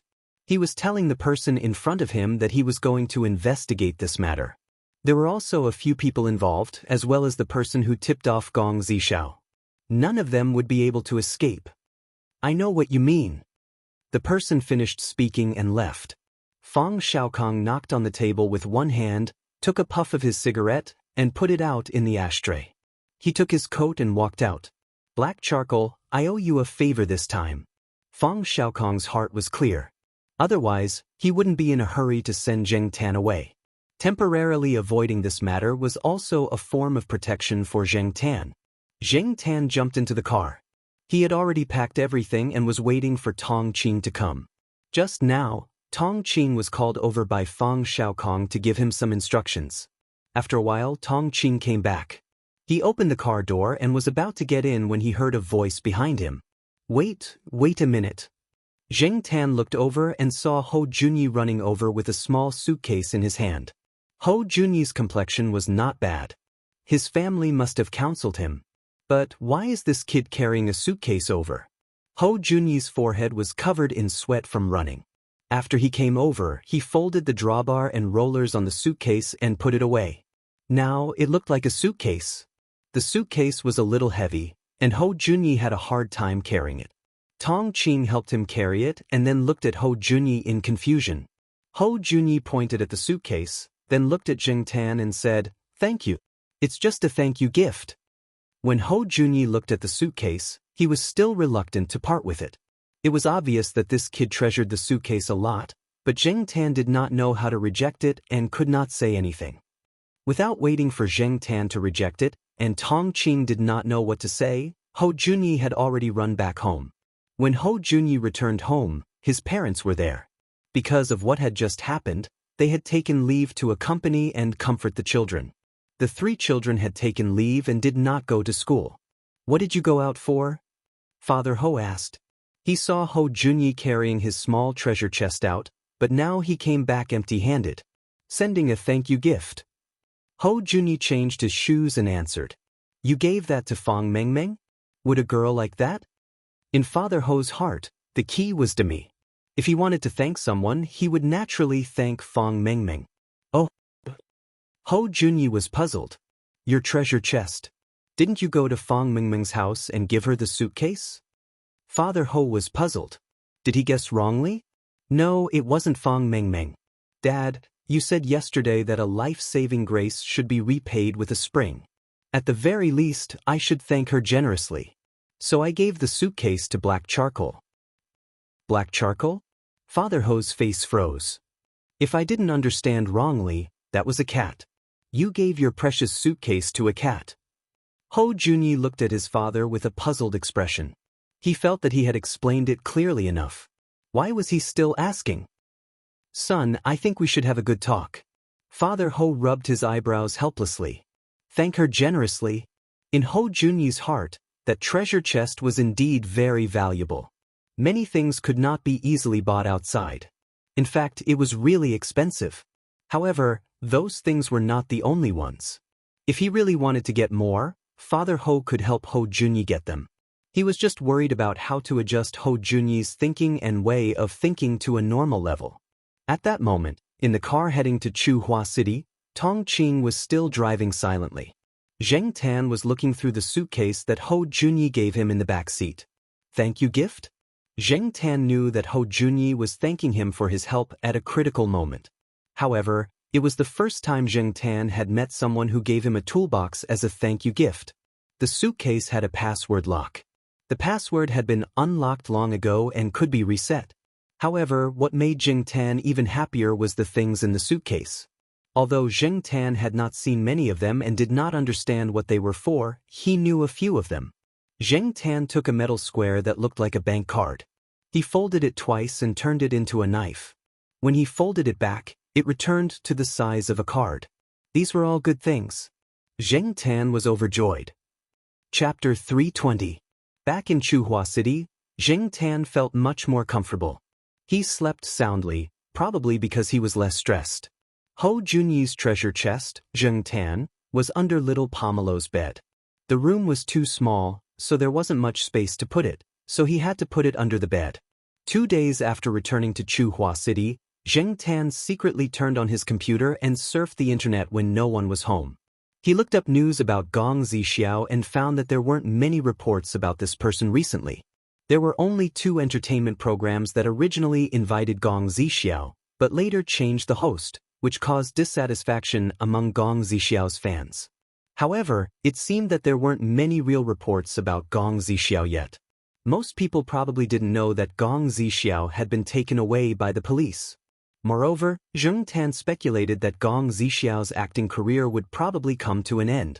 In addition to surfing the internet, Zheng Tan also paid attention to the newspapers that the Jiao family subscribed to. Although there weren't any specialized entertainment newspapers, some of the current affairs newspapers had 1 or 2 pages of entertainment news. Zheng Tan also paid attention to the news over there. However, Zheng Tan was only free for 2 days before he was kidnapped to the pet center by Xiaogua. Looking at Xiaogua's dark circles, Zheng Tan didn't get angry at Xiaogua's kidnapping this time. It wasn't easy. Previously, Zheng Tan had been away for a month to shoot a documentary, and 2 cats had been borrowed from the pet center to shoot a movie. When the pet center was shooting the Christmas special, they found that not only was Zhang Zian absent, but even the 2 important supporting roles were also absent. The effect was definitely much worse. Many people had already complained on the internet, and there were all kinds of speculations. However, because they had signed a confidentiality agreement, the people in the pet center couldn't tell the truth before they got permission from the film crew. Therefore, the gossip became more and more intense. Some people even came to the pet center to find Xiaogua. Mr. Gua hadn't slept well for a long time. Because of this, when he knew that Zheng Tan was back, he immediately rushed over. This was the result that the Jiaopa had concealed for 2 days. Otherwise, Xiaogua would have kidnapped Zheng Tan the day he came back to clear the rumors. Fortunately, a few days before shooting the New Year special, the cats in the movie were almost ready. Xiaogua took them over to shoot with him. This way, those who wanted to see the world burn could shut their mouths. In addition to shooting the New Year special in the pet center, Zheng Tan had something on his mind. The bag of diamonds was hot. He was just a cat now. What did he need these diamonds for? Although it was worth a lot of money, to Zheng Tan, it was a hot potato that could not be taken out in public. Giving it away would only bring trouble to others. Therefore, Zheng Tan was thinking about when to return the bag of diamonds. Anyway, the Jiao family's living conditions were not bad. Zheng Tan's salary had increased because of the documentary and the New Year special in the pet center. As long as it was enough, Zheng Tan would not be able to use it. Keeping the diamonds would make him feel uncomfortable. After making the decision, Zheng Tan thought about how to get the diamonds to Tang Mo yesterday. Zheng Tan heard Xiaogua talking to Tang Mo on the phone. He knew that Tang Mo was living in a hotel. When Zheng Tan was away, Tang Mo also went abroad. He had just returned a few days ago. Zheng Tan also knew about the 5-star hotel that Xiaogua mentioned. It was not too far from Tsinghua University. Zheng Tan could accept it. Xiaogua said on the phone that he would go over to discuss the cooperation with Tang Mo at around 7 o'clock on Friday night. This time, the New Year special would broadcast a jewelry advertisement of Tang Mo's company. As for the details, Xiaogua would go over to talk about it in detail. Tang Mo would return to the hotel around 6 o'clock on Friday night. On Saturday morning, he had to fly to the other side of the ocean. There was an urgent matter there, so time was tight. Friday, which was tomorrow. Since he knew the approximate time, Zheng Tan thought about how to return the diamonds. Should he throw them away together with the bag? Zheng Tan did not want to because the bag was stained with the cat fur that Zheng Tan had dropped. If he returned them just like that, Zheng Tan did not know if they would find out that he was the one who stole the diamonds. Just as she was thinking about it, Zheng Tan suddenly heard a sound. She turned to look and saw that it was the sound of a paper bag being blown against a tree trunk by the wind. Paper bag! Zheng Tan walked over. It was already nighttime, and there were not many people walking around. No one would notice Zheng Tan in the bushes. It was the paper bag used by stalls at the school entrance. Zheng Tan had seen similar ones before. This paper bag did not have any oil stains on it. It was obvious that it had not been used before. The first line on the paper bag read, "Domestic pizza." The second line read, "Wataro sesame cake." Zheng Tan stared at the word "Thai" for a long time. Was this AF*King counterfeit? There was a sudden gust of wind today, and many plastic bags were blown away. This paper bag might have been blown here too. After walking towards the school gate for a while, Zheng Tan found a few more paper bags that had not been used before. This confirmed Zheng Tan's guess. Zheng Tan found the cleanest paper bag that was not stained with water and took it to the old tile-roofed housing area. It was nighttime anyway. As long as Zheng Tan was careful, no one would notice this 2-legged cat running away. He took the paper bag back to the house in the old tile-roofed housing area where the diamonds and cell phones were hidden. He carefully poured the bag of diamonds in and looked to make sure that there was no cat hair left. He shook the paper bag with the diamonds so that the diamonds fell into a corner at the bottom of the paper bag. He folded the rest of the paper bag and carefully rolled it around the bottom corner to prevent the diamonds from easily piercing the paper bag and falling out. Finally, he folded the extra part of the paper bag into the crevice. After thinking about it, Zheng Tan came out of the house and ran to the houses where the student clubs often held activities. There was a house with a window that was not closed. Zheng Tan climbed in and looked around. He found a small piece of pencil that he had not used for a long time. He did not find anything else that he could use, so he climbed out of the house and returned to the place where the diamonds were placed. He bent his paw and held the pencil to write a few words on the paper bag. It was not easy for a cat to hold a pencil with its paw. Zheng Tan had not written for a long time, so he could not bear to look at it after he finished writing. The next day, which was Friday, Zheng Tan did not wait for dinner at home. He wore his vest and sneaked out with the diamonds. Night fell earlier in winter. It started to get dark at 6 o'clock. When Zheng Tan ran to the hotel through a few hidden paths, the sky was completely dark. Zheng Tan did not know what time it was. He thought that if he did not meet anyone today, he would have to wait for the next time. Unexpectedly, Zheng Tan's luck was pretty good today. When she arrived at the entrance of the hotel and hid behind a flower bed, she saw a car slowly stop in front of the hotel. Tang Imo came out of the car with 2 people beside him. They were probably bodyguards or something. Seeing Tang Imo walk towards the entrance, Zheng Tan quickly took out the things in his vest and threw them at Tang Imo. After throwing it away, Zheng Tan quickly changed her hiding spot. She hid behind a pine tree and looked in that direction. Before the things Zheng Tan threw could hit Tang Imo, they were blocked by one of the people beside Tang Imo. The things fell to the ground not far away from them. One of them stood guard beside Tang Imo and looked around cautiously. The other person walked over to take a look at the things Tang Imo threw at him. He poked a hole in the paper bag and saw a corner of it. The person's expression changed and he quickly brought it to Tang Imo. "Boss, look." Tang Imo took it. He did not need to look at the whole thing. He only needed to see a corner.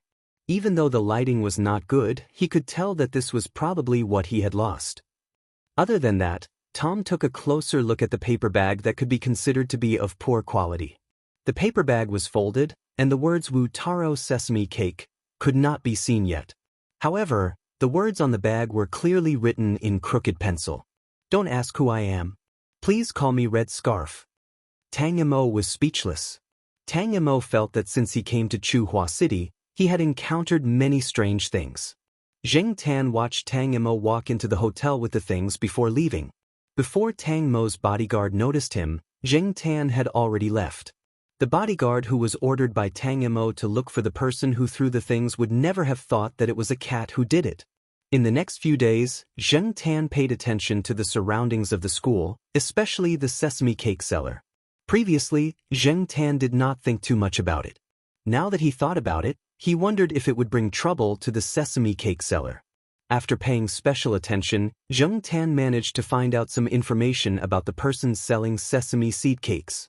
He had always thought that the Tai, in Wu Taro, was a typographical error or someone who specialized in selling pirated sesame cakes.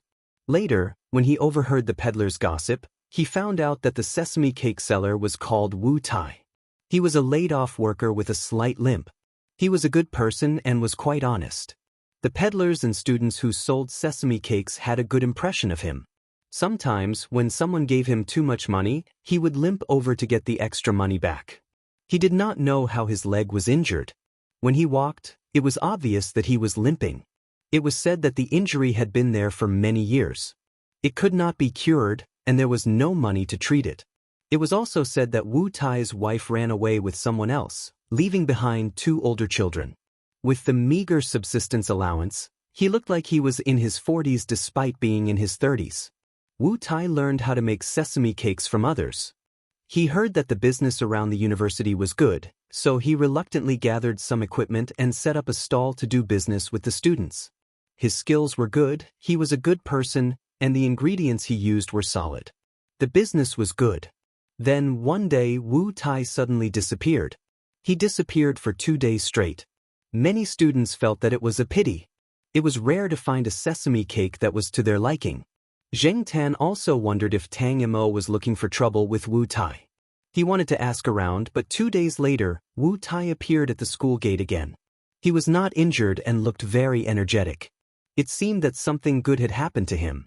Since Wu Tai was fine, Zheng Tan thought that there was nothing unusual on his side. He also went to the pet center and did not hear anything unusual. So he was relieved.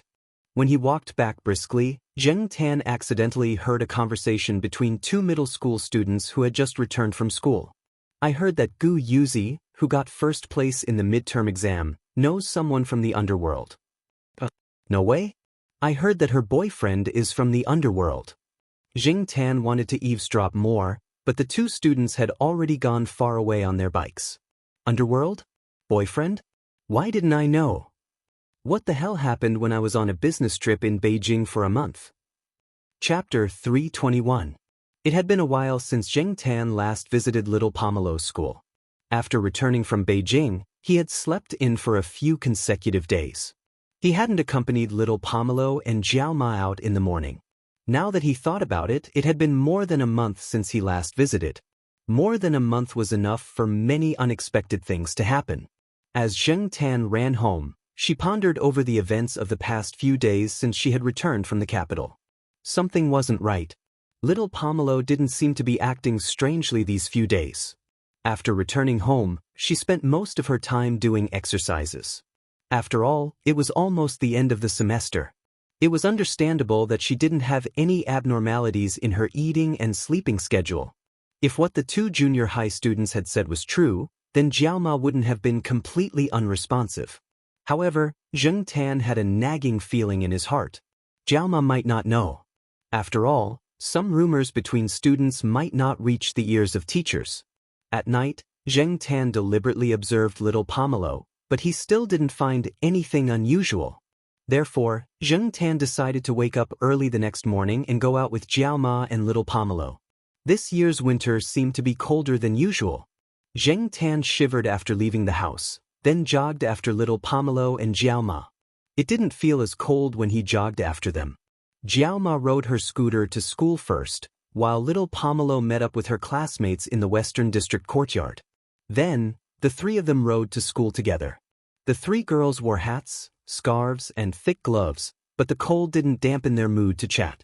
Zheng Tan ran not far behind them, perking up his ears to eavesdrop on their conversation. At first, they were talking about a TV series. Zheng Tan had watched a few episodes, but he didn't think it was very interesting. However, the male lead was very popular with the girls. When they were almost at school, Xianxia thought for a moment and said to Little Pomelo, "Pomelo, are we really not going to care about those rumors? I think the rumors are getting more and more ridiculous."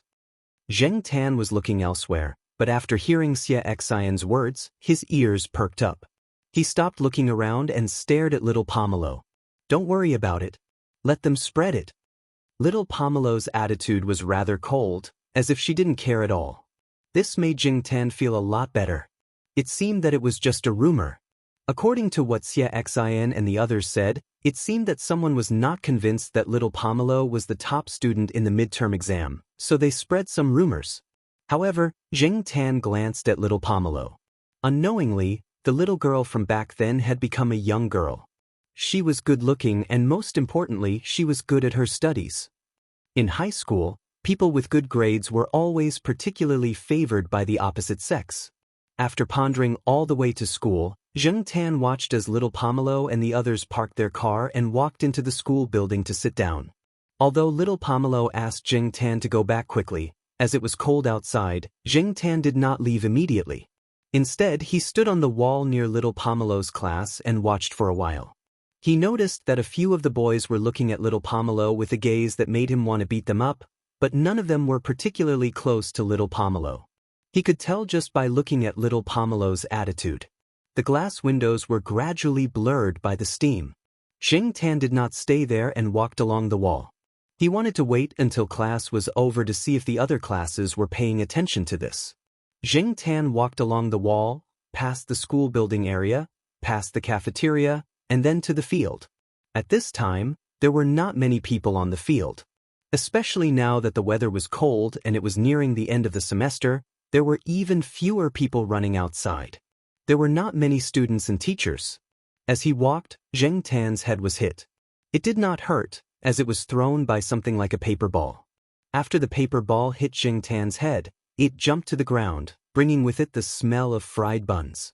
Looking in the direction where it was thrown, Jing Tan saw a familiar person. Black charcoal?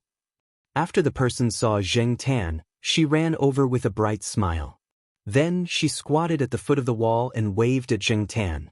Jing Tan's eyes widened. Why was this girl here? Wasn't she still in primary school last month? Now she was in middle school?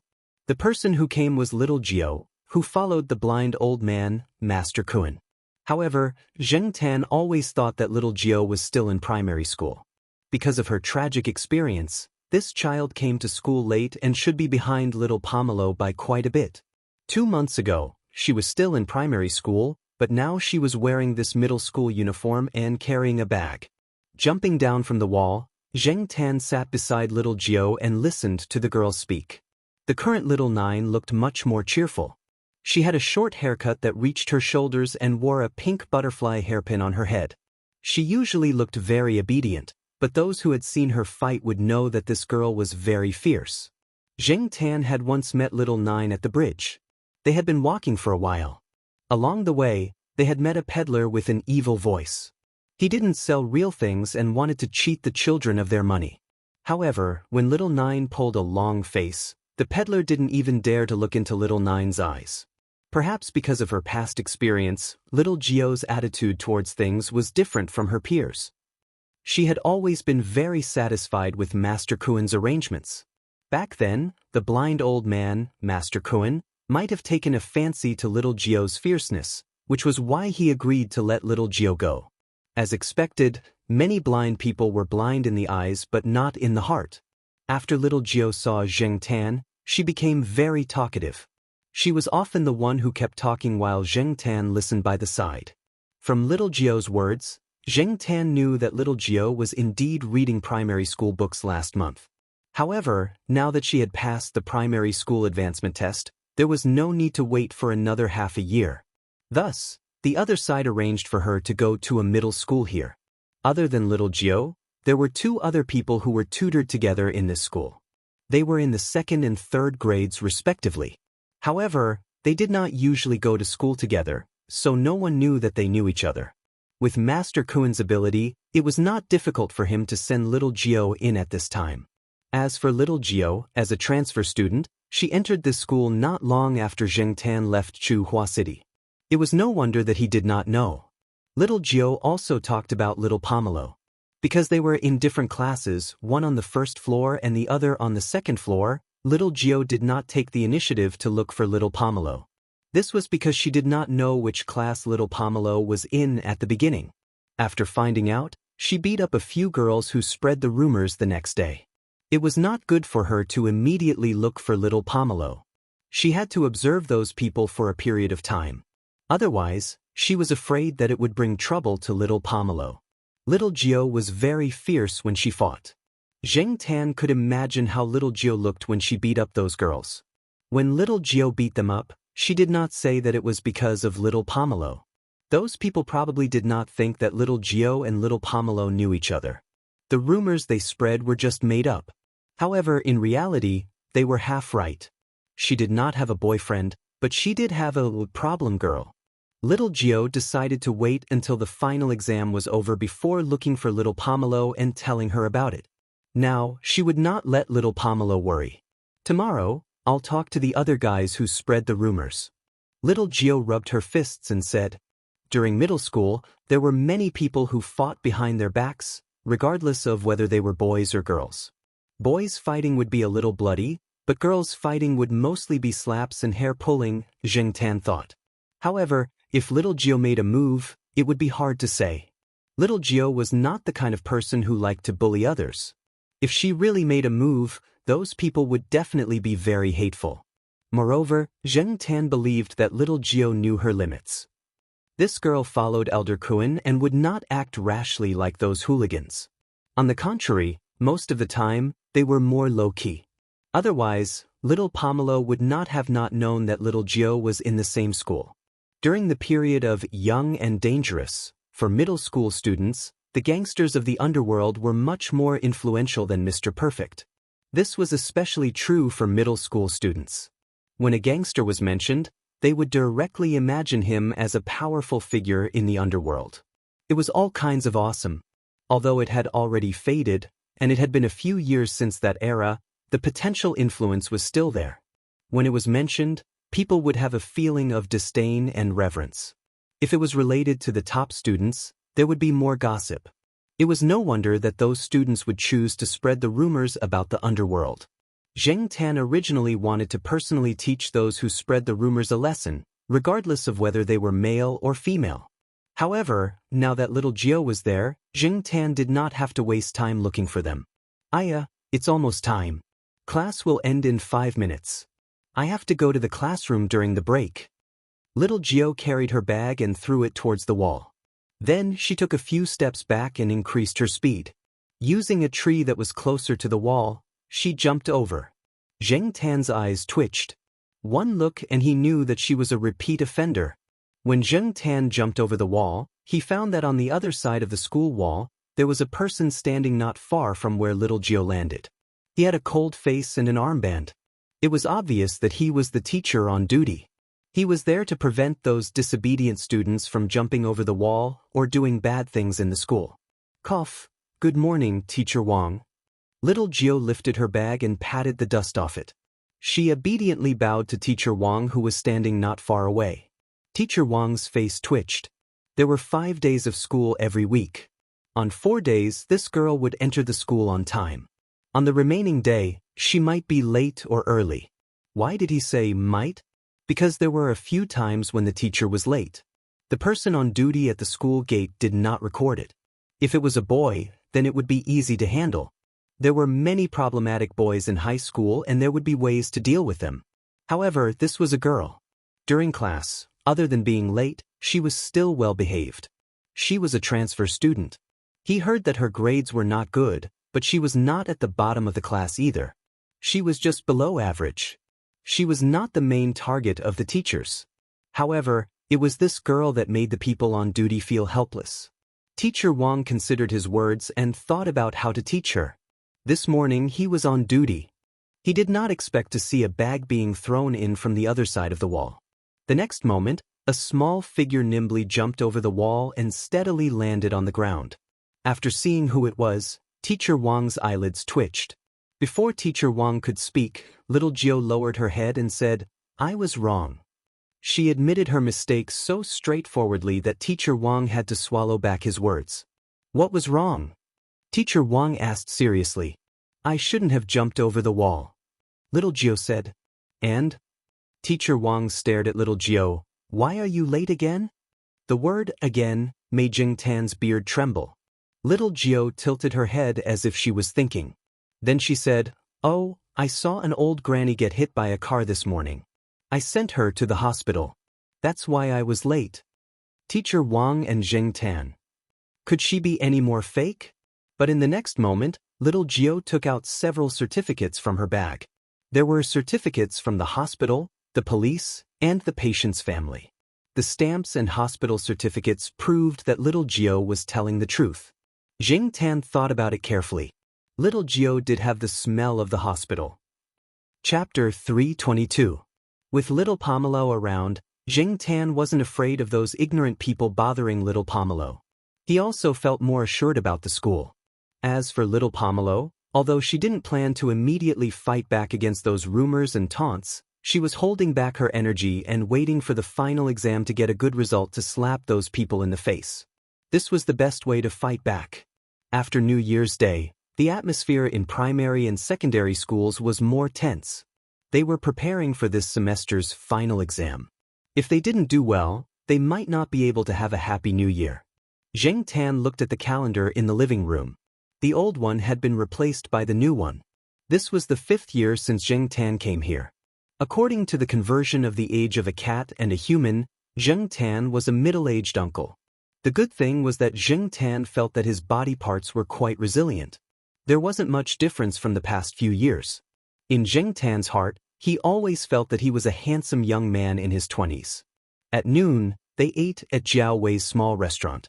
Jiao Wei's parents had already discussed when to buy a ticket back to their hometown. Of course, Jiao Wei's time was the norm. They had to let Jiao Wei finish the exam before buying a ticket. They were all in the province and there weren't many trains there. If they went to the bus station to buy a ticket, they could go there with their luggage whenever they wanted to go back. They didn't need to book a ticket in advance like other people. Walking on the street in front of the school gate, Zheng Tan found that a new store had opened. The previous store that sold clothes was gone and replaced by a big Wu Taro sesame cake sign. The store wasn't big, but there were many people buying the cake. The line of people formed a Z shape. The smell of the sesame cake made passers-by look over. Those who were impatient waiting in line wanted to come back when there were fewer people, but foodies were always very patient in this regard. Zheng Tan went closer to take a look. The busy boss was the one who had pushed the stall earlier. He was the one who had trouble walking. No wonder this person was so happy when he reappeared a few days ago. It seemed that he had rented a shop. The place where the sesame seed cakes were made took up half of the entire shop. The other half should be a rest area. Zheng Tan saw two small children walking to the front of the shop from a small door inside. They hugged the boss's leg and said something with a coquettish smile. After that, they went back inside. They should be the two children of the sesame seed cake shop owner. After looking around, Zheng Tan walked towards the school gate, intending to go home. It was a little cold outside, and Zheng Tan was not in the mood to stroll around. After a few steps, Zheng Tan spotted a man. He had seen him before when Zheng Tan was still a diamond. He was one of Tom Mo's bodyguards. Now, he was standing beside a delicatessen not far from the bakery, watching the crowd. What was this person doing here? When Zheng Tan looked at the bakery, another person walked into the shop. After a short while, he came out with 3 sets of sesame seed cakes. There was no queue, and the bakery owner was very polite to him.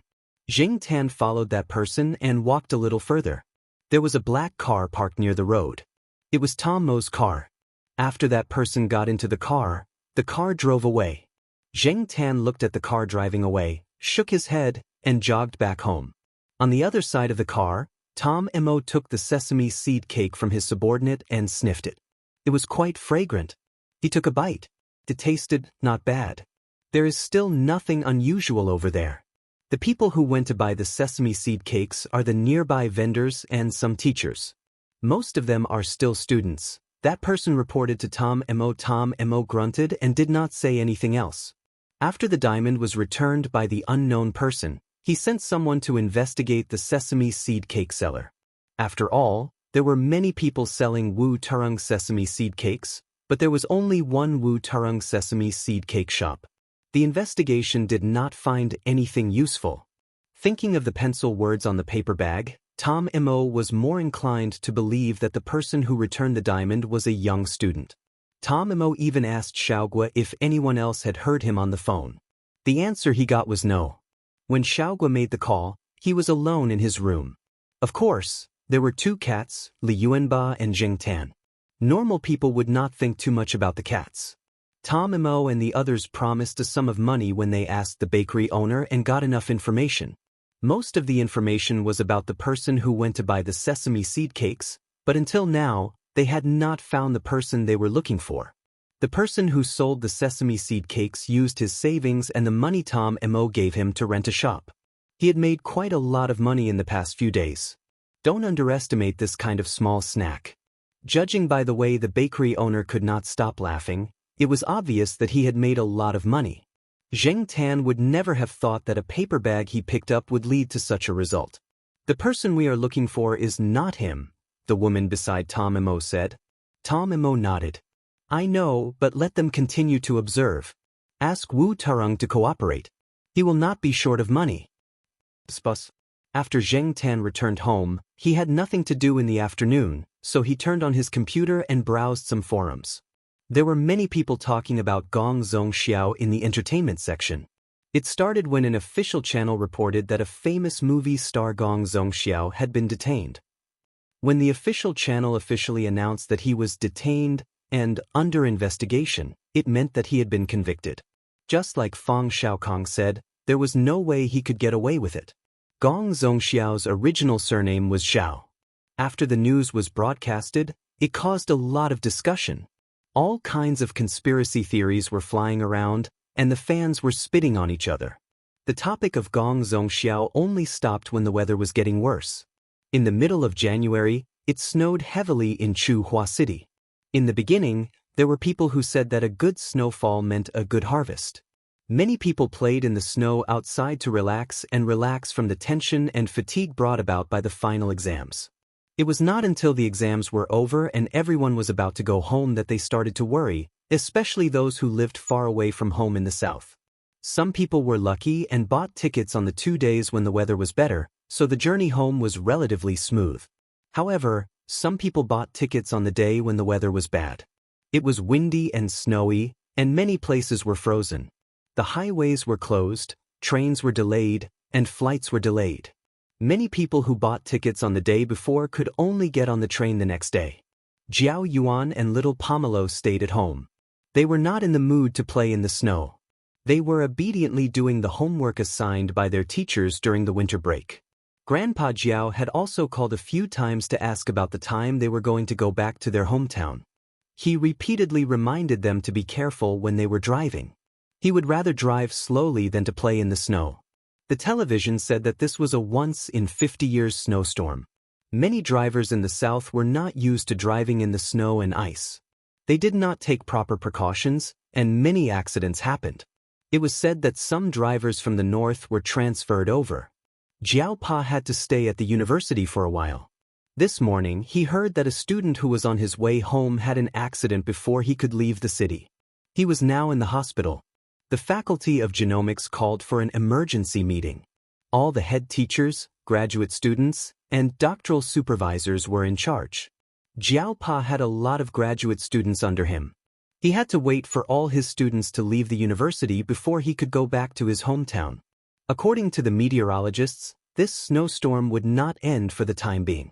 At the end of January, the students left the university one by one. It did not matter if the process was difficult or not. That night, Jiao Wei's father came to visit and told him about their plans. Jiao Wei's father knew someone who was now a driver at a bus station. He used to do business in the north and drove in the north. He could handle this kind of snow and ice. Many drivers in the north would not be able to handle the icy roads even if it was sunny and not snowing. But that person was able to handle it. He had chatted with Jiao Wei's father yesterday. It was rare that the weather would calm down in the next 2 days. A few highways would be temporarily unblocked. So, he called Jiao Wei's father and asked him to get a few tickets for them. The tickets could not be direct. They could only go to the county. As for the journey from the county to their hometown, they would have to transfer buses. Jiao Pa decided to let Jiao Ma bring Jiao Yuan and little Pomelo back with Jiao Wei and the rest. He had to stay at the university for a few more days. When the time came, he would drive back with Zheng Tan. After all, it was not convenient for Zheng Tan to follow them in the bus. In the past, Zheng Tan did not pay much attention to this disaster. At that time, he was probably busy looking for fun. News? What was that? He never had the patience to read it. But now that he was in the middle of it, Zheng Tan had a different feeling. Especially on the day when Jiao Ma and the rest took the bus back to their hometown, Zheng Tan watched some of the current affairs news on the provincial TV station. He also watched the rolling real-time news below the TV. He also turned on the computer to look at the news on the internet. For example, a highway was temporarily closed, an accident happened on a road, a riot happened somewhere, etc. When he received news that Jiao Ma and the rest had arrived safely, Zheng Tan finally felt relieved. Black charcoal, it's just the two of us left. Jiao Pa looked out the window and said.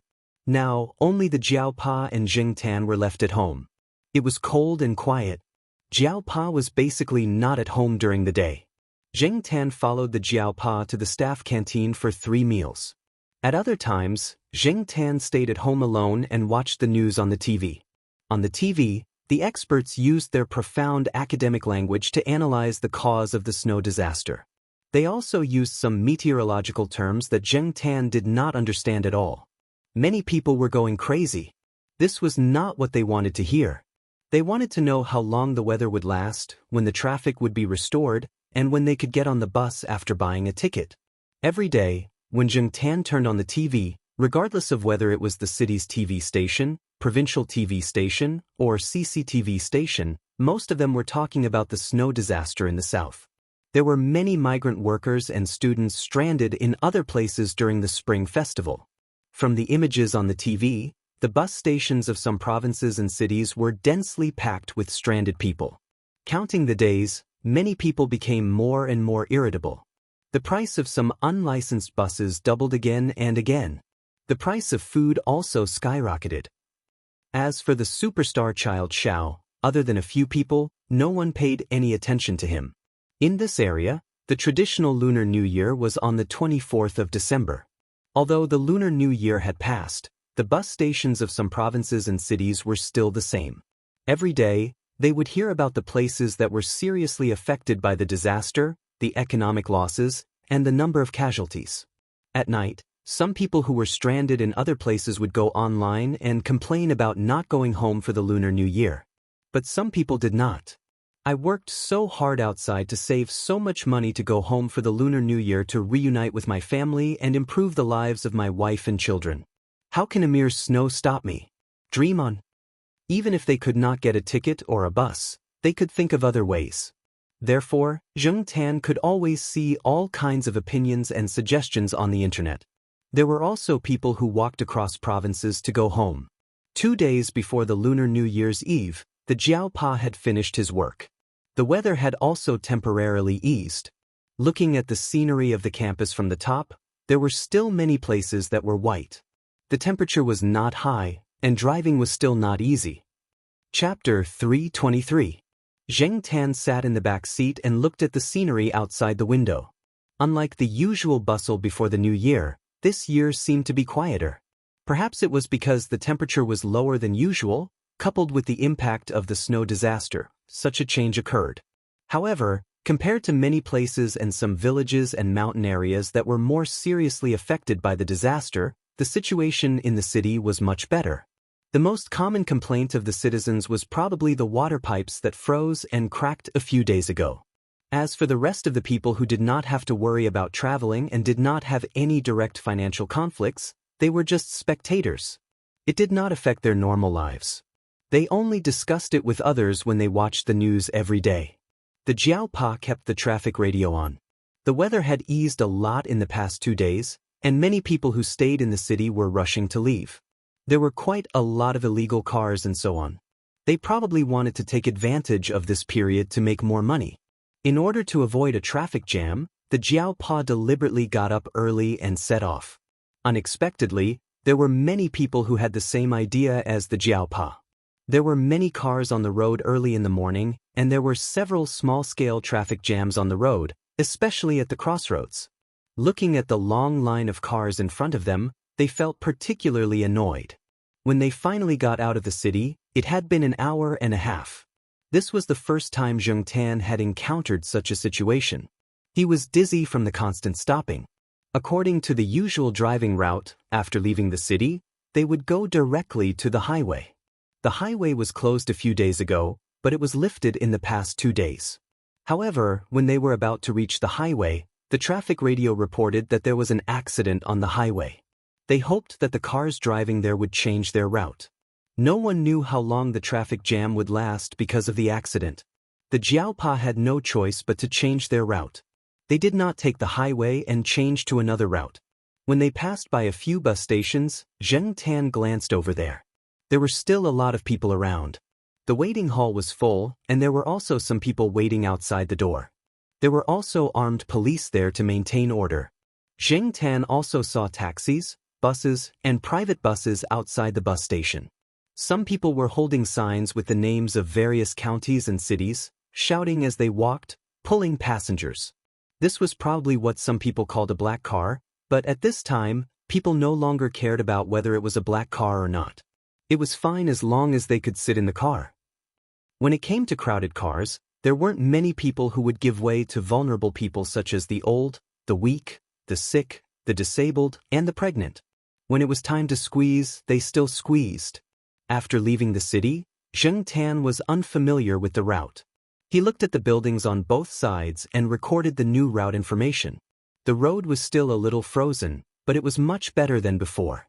The Jiaopa could still control it if he drove slowly. However, Some cars were speeding as if they were in a hurry. They kept squeezing forward as if they were afraid of falling behind. Twice, they almost collided with Jiaopa's car. Just as Zheng Tan was cursing the two guys who overtook him, a motorcyclist suddenly cut in between Zheng Tan's car and the one in front. Then, he quickly passed through the gap between the car in front and the other car. Zheng Tan was shocked. Was this person too confident in his driving skills, or was he in an emergency? About 10 minutes later, the car stopped again. Zheng Tan stood up and looked forward. The line of cars had formed again. There was a traffic jam again. After waiting for a while, there was still no movement. The Jiaopa opened the window for some air. It was very warm in the car. His nerves were tense when he was driving, and now, the cold wind cleared his mind. Black charcoal, are you cold? The Jiaopa looked at Zheng Tan in the back seat. After the window was opened, the cold wind poured in, dispersing the warmth in the car. Many northerners were not used to the humid and cold weather in the south. Zheng Tan, who used to live in the south, had gotten used to it after a few years. Even if it was exceptionally cold this year, Zheng Tan felt fine. The vest he was wearing today was a winter model given by Xiaogua. Xiaogua gave him two, one black and one army green. Not only could the vest be used to store things, but it also had to be thicker to keep him warm. It was also said that it was waterproof. Seeing that Zheng Tan did not seem to feel cold, the Jiaopa did not ask any more questions. The driver of the car on the left was smoking outside the car. There were children in the car, and it was not good to smoke in the car, so he came out. When he saw the Jiaopa open the window, he started chatting. He had been driving for nearly 20 hours. Although there was a 5-hour break in the middle, the driver's driving skills were not good. He almost had an accident, so he was driving most of the time. Now that there was a traffic jam, he came out to smoke to refresh himself. The driver of the car in front also joined the conversation. He was privately soliciting customers. Yesterday was quite smooth. The traffic jam didn't last long. Today's bad luck. We were stuck for half an hour in the morning, and now it's starting again. Can we leave in 10 minutes? The driver of the car on the left asked. It's difficult. There was a car accident in front. A motorcycle, 2 private cars, and a truck all crashed into each other. Fortunately, no one died. 3 people were seriously injured and have just been sent to the hospital. The remaining people in the 2 private cars are quarreling. No one moved. I heard that the car was quite expensive. It also broke a telephone pole. In addition to the overturned cars and the truck's belongings on the ground. I think it will take at least 20 minutes for the traffic to open. According to the privately soliciting driver, it was even more difficult to drive a few days ago. Usually, it would only take a little more than 2 hours. Previously, it took more than 10 hours to drive through the snow. Moreover, the car could break down at any time. Only those who had driven it would know how difficult it was to drive. It was no wonder that the fare had doubled. Usually, the fare was 50 renminbi. Now, it was 100 to 150 renminbi per person. A few days ago, the fare had skyrocketed to 200 renminbi. As they were chatting, another person came to the front of the convoy. He asked the 2 drivers and the Jiaopa to go to the front to help. There were not enough people and there were many obstacles. If they wanted the traffic to open quickly, it would be faster if there were more people. Otherwise, they would have to wait for a while. The driver of the car in front shook his head. He was not going. He had to look after the car. He did not know the passengers in his car. What if someone took the chance to drive away when he went to help? What if they took something valuable? What if the people in the car made a scene? The driver of the car next to him did not think much of it. He smoked and walked to the front with the Jiaopa. The car door was not locked, and the windows were closed. Soon, the temperature in the car rose. Before the Jiaopa left, he asked Zheng Tan to look after the car. Therefore, Zheng Tan was not napping. He was paying attention to the people around the car. Soon, Zheng Tan noticed that someone was walking over from the front and looking into the car. With one glance, Zheng Tan could tell that it was one of the guys who had evil intentions. When the guy saw the laptop bag on the passenger seat, his gaze paused for a little longer. There was a flash of joy in the man's eyes. Then, he walked to the car door and opened the door of the passenger seat. Then, just as he was about to reach for the computer bag on the seat, A black shadow flashed by. He felt a sudden pain on his face and was kicked out. He lost his balance and sat on the ground. That person's eyes were filled with disbelief. He saw that there was no one in the car and the door was not locked. He ignored the cat in the vest. He had done this many times and the whole operation did not take long. He just needed to open the car door and open the laptop. Even if the car door was locked, he could do it. However, he did not expect that what he thought was a simple task would be so different from what he expected. The person touched his nose and looked at the blood on his hand. Then he looked at Zheng Tan. Zheng Tan narrowed his eyes. This person was still not giving up? Was he looking for a kick? He jumped up and kicked him again. That person raised his hand to block, but he underestimated Zheng Tan's strength. Although he reacted quickly and raised his forearm to block Zheng Tan's kick, the force of the kick made him fall back. His head hit a private car next to him and made a thud. At the same time, Zheng Tan also grabbed the person's down jacket. The wind blew, and the duck feathers flew everywhere. Zheng Tan found it hard to understand why that person was stealing when he was wearing a branded down jacket. However, there were many people like that. A few days ago, he saw someone complaining on the internet. He did not expect to meet someone like that today. The driver of the private car on the right heard the noise and rolled down the window. He looked at the person on the ground and then looked at Zheng Tan. "Hey, what are you doing?"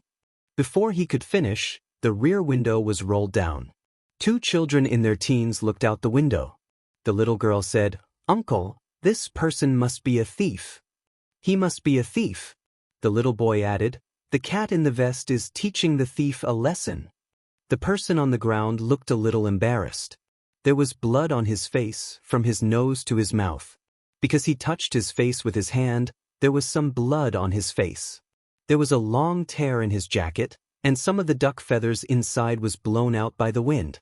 Seeing that the situation was not good, the person did not care about the nosebleed and the torn-down jacket. He immediately got up and ran away before the people around him looked over. He ran too fast and stepped on something. He slipped and fell, but he did not care about the pain. He got up and continued running. When the Jiaopa came back, the person had already run away. The driver of the car on the right told him what had happened. The Jiaopa smiled at the driver's questions and did not say much. "I think your cat is not bad. Is it a male or female?" The driver asked. "Oh, that's good. I also have a female cat with folded ears. Do you want to skewer her?" Zheng Tan's face twitched. "Screw you." Seeing Zheng Tan turn around and get into the car, the Jiaopa smiled at the driver. "My cat is just a stray cat. It's okay. I don't mind." The man waved his hand and said casually. The Jiaopa was speechless. Fortunately, the traffic was cleared up quickly, and the cars began to move slowly. The Jiaopa said a few perfunctory words and got into the car. The Jiaopa did not say much about what had happened to Zheng Tan. He just smiled at Zheng Tan and gave him a thumbs up. Although the first half of the journey was bumpy, and there were several traffic jams, it was much smoother after that. Because there were many cars coming and going, there was no snow. The temperature was slightly higher during the day, and there was no ice on the ground. Therefore, the second half of the journey was quite smooth. As usual, the Jiaopa arrived at the county first. He had a meal, rested for a while, and then made a phone call to let his family know that he was safe. Then, he continued to drive to his hometown. There were a few sections of road in the Jiaopa's hometown that were not easy to walk on, but after a slow drive, it was much better. Grandpa Jiao was already waiting at the entrance of the village. He knew that the Jiaopa was driving alone, so he did not dare to call to ask about it. He was afraid that the Jiaopa would be distracted. When he saw the Jiaopa's car, he immediately smiled. Chapter 324. The next day, Jiaopa was still resting in the morning. He didn't have much time to rest these days. He had to pay attention to his students at school and work on projects. He was also tired from driving back to his hometown. After he arrived, he relaxed and had a good night's sleep. Many people in the village had already woken up early in the morning. Only some children and some people who had gone out to work were still resting in their houses. Although Zheng Tan was still a little sleepy, little Pomelo and Jiao Yuan were already awake. When they heard that they were going to help Grandpa Jiao at the orchard,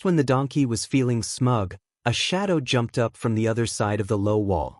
The tabby cat jumped onto the low wall and supported itself with its 2 hind legs. It stood up, opened its 2 front paws, and slapped the donkey's face twice. While the donkey and the cat were fighting, Grandpa Jiao came out with his men. An old man came out with him. He was probably the 5th grandpa that the Jiao Yuan and the others called. The old man's back was a little stooped, but he was in good spirits and walked steadily. He had been helping out in the orchard recently.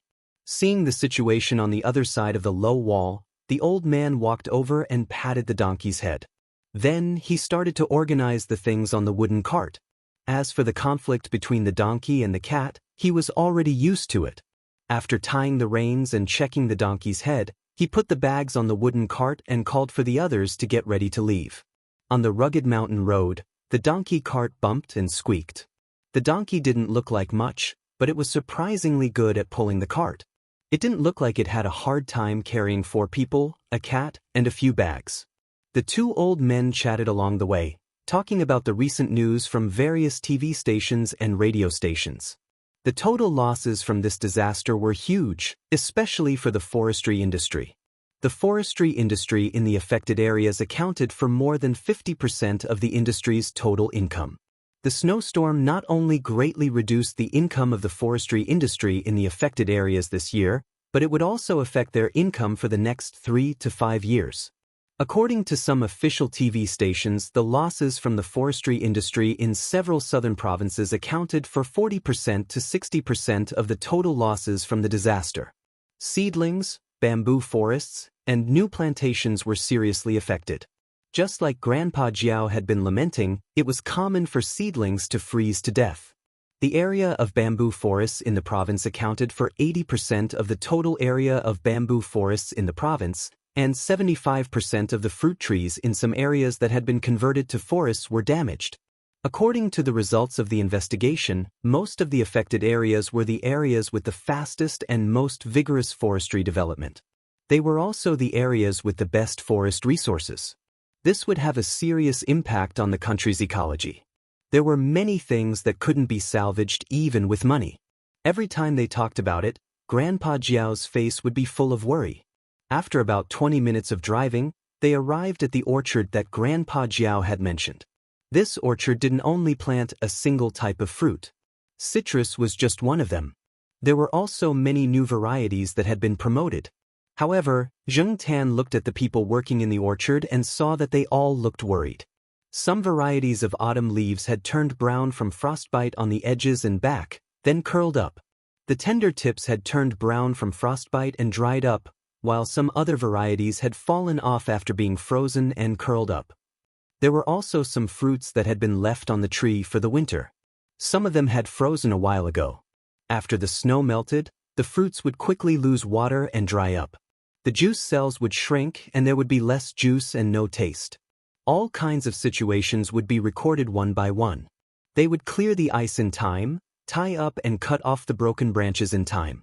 Some pruning couldn't be done yet to prevent further frost damage. Jiao Yuan and little Pomelo followed Grandpa Jiao and the others.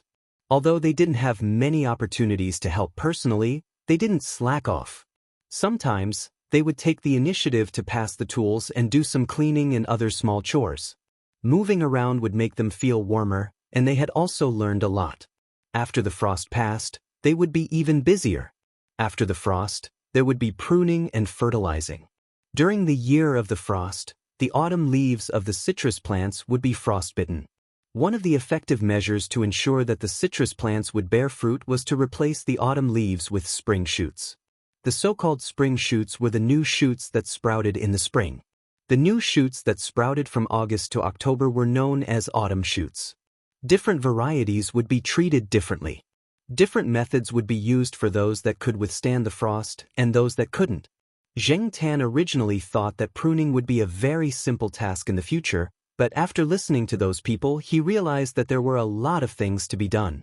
Some pruning would be done below the branch joint, and some tree bark would be cut several centimeters below the crack when it froze. The cutting also needed to be done. Some would be wrapped and sealed with nylon or smeared with lime paste on the wound.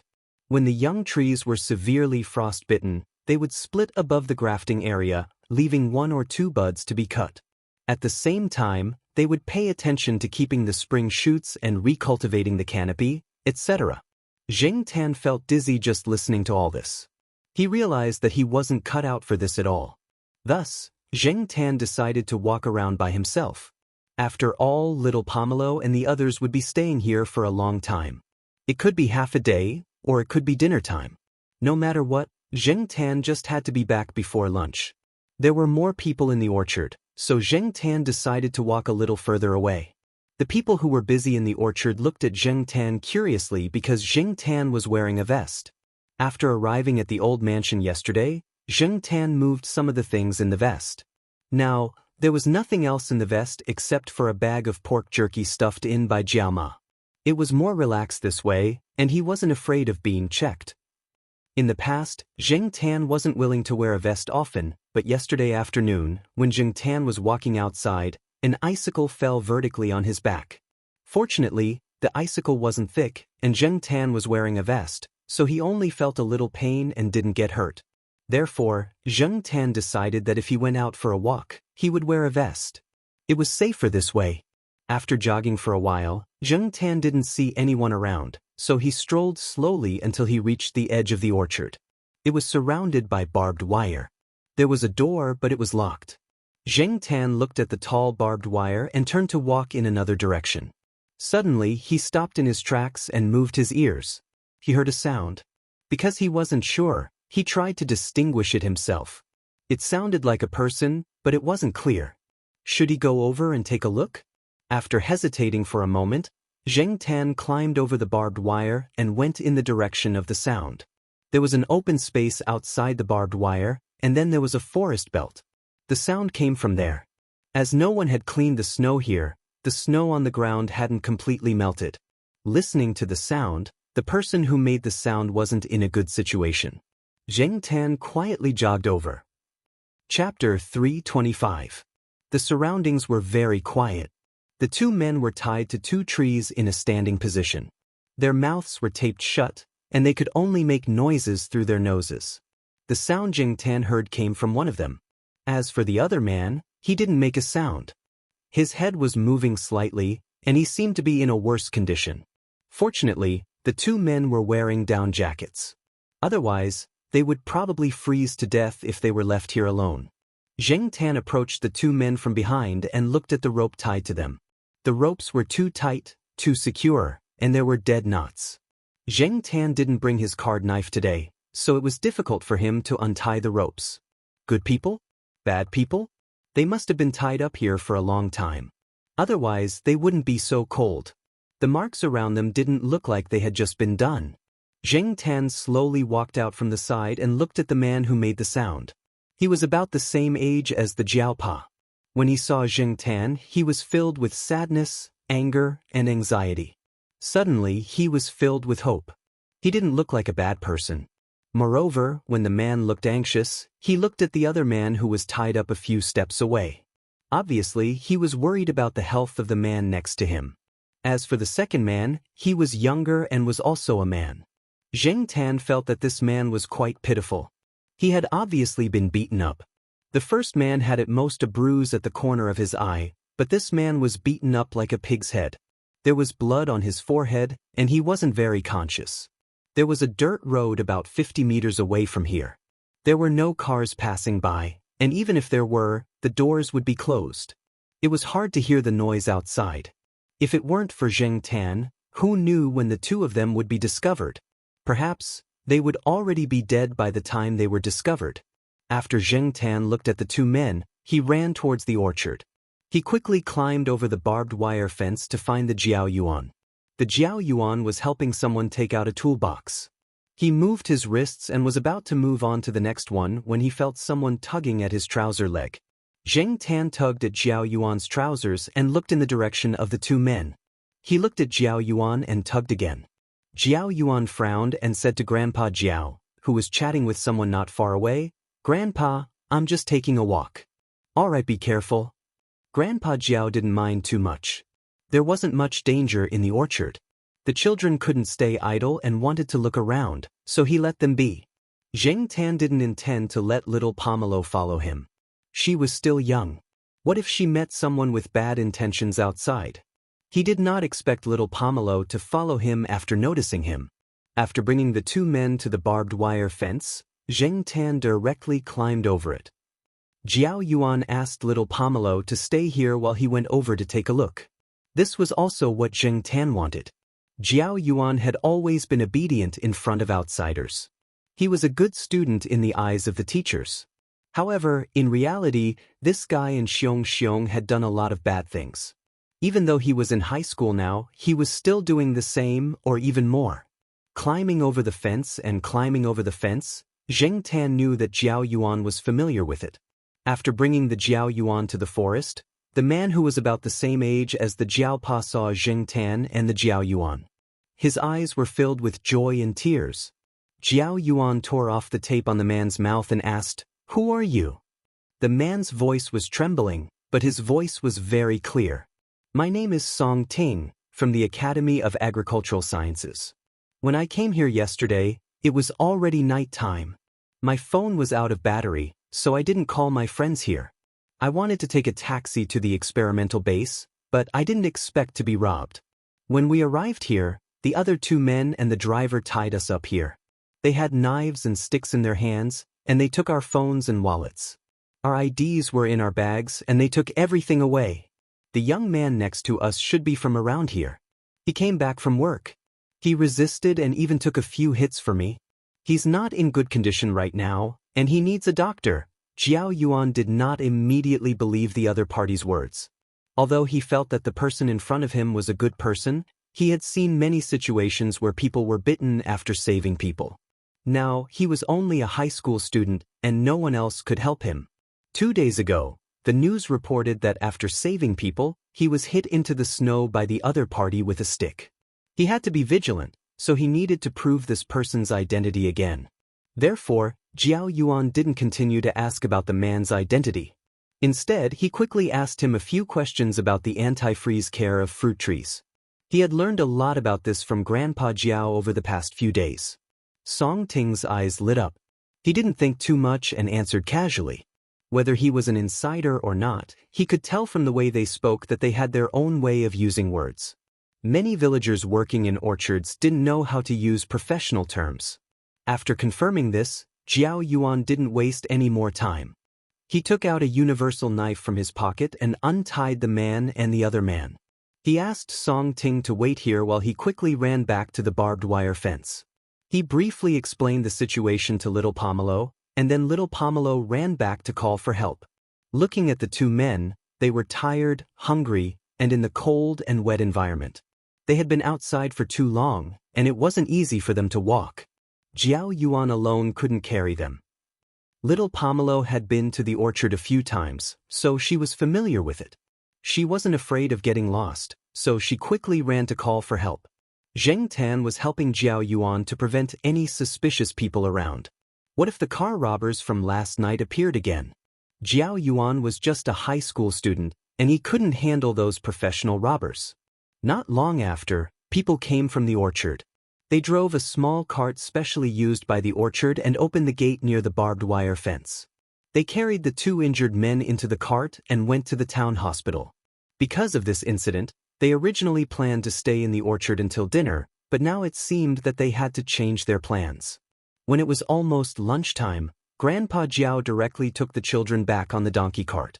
Before getting on the cart, Zheng Tan saw the donkey wagging its tail and shouting beside Grandpa Jiao Yuan. It was different from the sound it made after teasing the cat in the morning. When it was in front of Grandpa Jiao Yuan, Zheng Tan felt that the donkey sounded a little coquettish. Donkeys also knew how to be coquettish. It was said that the two men who were rescued were quickly transferred from the town hospital to the best hospital in the county. This incident was quite big, and it was said that several leaders had ordered a strict investigation. It was rare for the Academy of Agricultural Sciences to take the initiative to send an expert to guide the anti-freezing and post-disaster recovery work of the fruit trees. They didn't expect to encounter such an incident. If this incident wasn't resolved, which expert would come to guide them in the future? There were many experts now, but it wasn't easy to find authentic experts. Why did they say authentic and good experts? Because there were many experts who were hired with high salaries or directly sent by the higher-ups. Not to mention how much real talent they had, not only did they have to put on airs and come to guide them casually, they also had to eat a feast, take a few red packets, and leave immediately. But this time, the one who came was quite famous in the industry, and he was also famous for being a good person. They didn't expect to encounter a black cart robbery as soon as they came here. It was simply F***ket up. Although many things were not explicitly said by the higher-ups, some smart people could infer some hidden information. Song Ting had such great achievements at such a young age, and he was also very famous in the industry. Other than his own ability, it could also be seen that there was someone behind him. Otherwise, the higher-ups wouldn't have taken action so quickly. Song Ting's parents were experts in this field of the older generation, and they had contributed a lot to the country. Even though they were old, they still hadn't gone offline. The old man had students all over the world, and he had high prestige in the circle. As an agricultural area with an experimental base, it was inevitable to deal with experts, and it would be inevitable in the future. Therefore, as long as one wasn't stupid, one would know that this matter had to be treated seriously and couldn't be careless at all. Although Song Ting said that there were no confidential documents in the lost things, it was better to find them as soon as possible. Perhaps the robbers didn't expect that the higher-ups would still take care of them when they were busy with disaster relief. They also didn't expect that Song Ting and the others would be discovered so quickly. The robbers planned to do a few more robberies in another town, but they didn't expect to be pulled out of their beds early in the morning on New Year's Eve and handcuffed. This wasn't the first or second time that this group of robbers had done this. They moved from place to place, and if it wasn't for the fact that the operation this time was swift and decisive, and that someone had taken the initiative to report them, they might not have been caught so quickly. As for the other person who was kidnapped, he was indeed from Jiao Pa's village. He had just turned 20 years old, and his reputation in the village wasn't very good. It wasn't that this person had done many things that harmed the villagers, but this person didn't go back to school after graduating from junior high. He wasn't interested in studying, and he didn't want to farm either. He always hung out with people outside and even got into fights before. But at the root of it, this person's character wasn't bad, and he had done things bravely for a just cause a few times. Later, under the suggestion of his family, he followed a few people in the village to work in a garment factory along the coast. He hadn't been home for 2 years, and when he came back this year, he encountered a snowstorm, which caused a lot of trouble. When he was almost back in the village, he was robbed and was beaten up. If it wasn't discovered in time, his life might have been in danger if he had waited for half a day. But now he was much better. He was even joking around with his family in the hospital. But Jing Tan didn't care about that. On New Year's Eve, Jing Tan didn't sleep. He saw Grandpa Jiao buy some red packets yesterday. They were simple red packets with the words, "New Year's gift bag," printed on them. He wrapped them up tonight and was waiting to give them to the children tomorrow. In fact, most of the time, the villagers were more casual and didn't wrap their gifts in red packets. They just gave it to the children directly from their pockets. But Grandpa Jiao was fashionable and specially bought some red packets. Jing Tan took 2 red packets and put the money he brought with him into the red packets after little Pomelo and Jiao Yuan fell asleep. Jing Tan knew that the 2 old people in the Jiao family always gave out 100 yuan as their New Year's money. This was the most red packets given in the village, followed by 50 yuan, 20 yuan, 10 yuan, and so on. According to the village's custom, Jiao Pa and Jiao Ma wouldn't give the children any red packets. So, Jing Tan planned to give more red packets to Jiao Yuan and little Pomelo this time. This way, he would be the one who gave the most red packets this year. Thinking about it made him feel a little proud. Jing Tan stuffed 500 yuan into each of the 2 red packets. This was the overtime pay he earned from Xiaogua. It was difficult to withdraw money from the card, so he could only use this. After folding the red packets, Jing Tan thought for a while. He got some oil from the braised pork that he didn't finish tonight and smeared it on his hand. Then he printed it on the back of the red packet. On the back of the red packet, there was a blurry oil stain in the shape of a cat's paw. This way, it wouldn't be mixed up with other people's. Chapter 326. Early in the morning, Jing Tan heard the voices of Grandpa Jiao and Grandma Yuan. The elderly were used to waking up early, and they were even more diligent during the new year. No one slept in today. Little Pomelo and Jiao Yuan woke up very quickly. They still had a lot of work to do, and there would be guests at home. However, when little Pomelo and Jiao Yuan woke up, their vision was still blurry. They were yawning when they smelled the smell of red braised pork. Breakfast was usually bland, so the two kids wondered if it was red braised pork for breakfast today. When they put on their clothes, they found a red envelope on the bedside. They picked it up and saw that it was obviously much thicker than usual. On the back, there was a greasy cat paw print with the smell of red braised pork. It was obvious who it belonged to.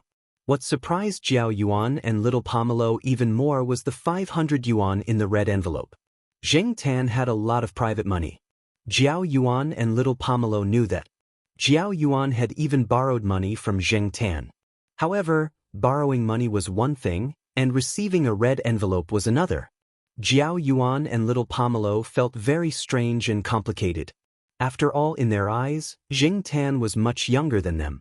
Plus, there was 500 yuan in the red envelope. For a student, that was a lot of money.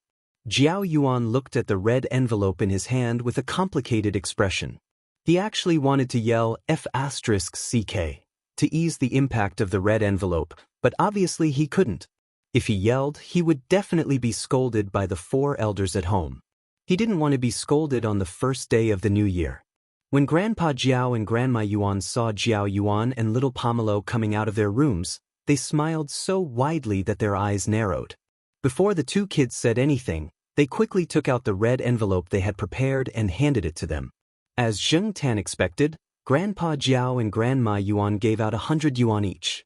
It was obvious from the thickness of the red envelopes. Zheng Tan couldn't help but feel proud. It didn't even give as much as it did. Ah, black charcoal and yours. Grandpa Jiao and Grandma Yuan took out their red envelopes again. It was the same as in previous years. One of Zheng Tan's red envelopes contained pork jerky, and the other contained dried fish fillets. However, this year, Grandpa Jiao and Grandma Yuan gave him more red envelopes. In previous years, each red envelope only contained one bag, but this time, they gave him 2 bags. It was double the amount. There was a reason why Zheng Tan gave them double the amount of red envelopes. The biggest credit for what happened the day before yesterday was Zheng Tan. Although many people thought that the credit was given to Jiao Yuan and little Pomelo, Grandpa Jiao and Grandma Yuan knew that the key person was Zheng Tan. Because of this, several village leaders came over to thank Grandpa Jiao. Even 2 town officials came over to talk to Grandpa Jiao. This gave Grandpa Jiao a lot of face. In the past, when he talked to Jiao Ma's old Master Gu often showed off. Grandpa Jiao's reputation depended on his face. Now, Grandpa Jiao felt that he could show off more the next time he met old Master Gu. Jiao Yuan and little Pomelo did not tell Grandpa Jiao and Grandma Yuan about the huge red envelopes that Zheng Tan gave them. They were afraid that it would scare them. Jiao Yuan pulled Jiao Pa into the room when Jiao Pa was free. With an expression that said, "What the F***CK?" Jiao Yuan told Jiao Pa about the red envelopes that Zheng Tan gave them. Jiao Pa pondered for a while, then said, "Then accept it." According to the age of cats and humans, black charcoal is already middle-aged. You are still a teenager. He probably thinks of you as his junior. Jiao Yuan said, "You can't say that. This is black charcoal's appreciation.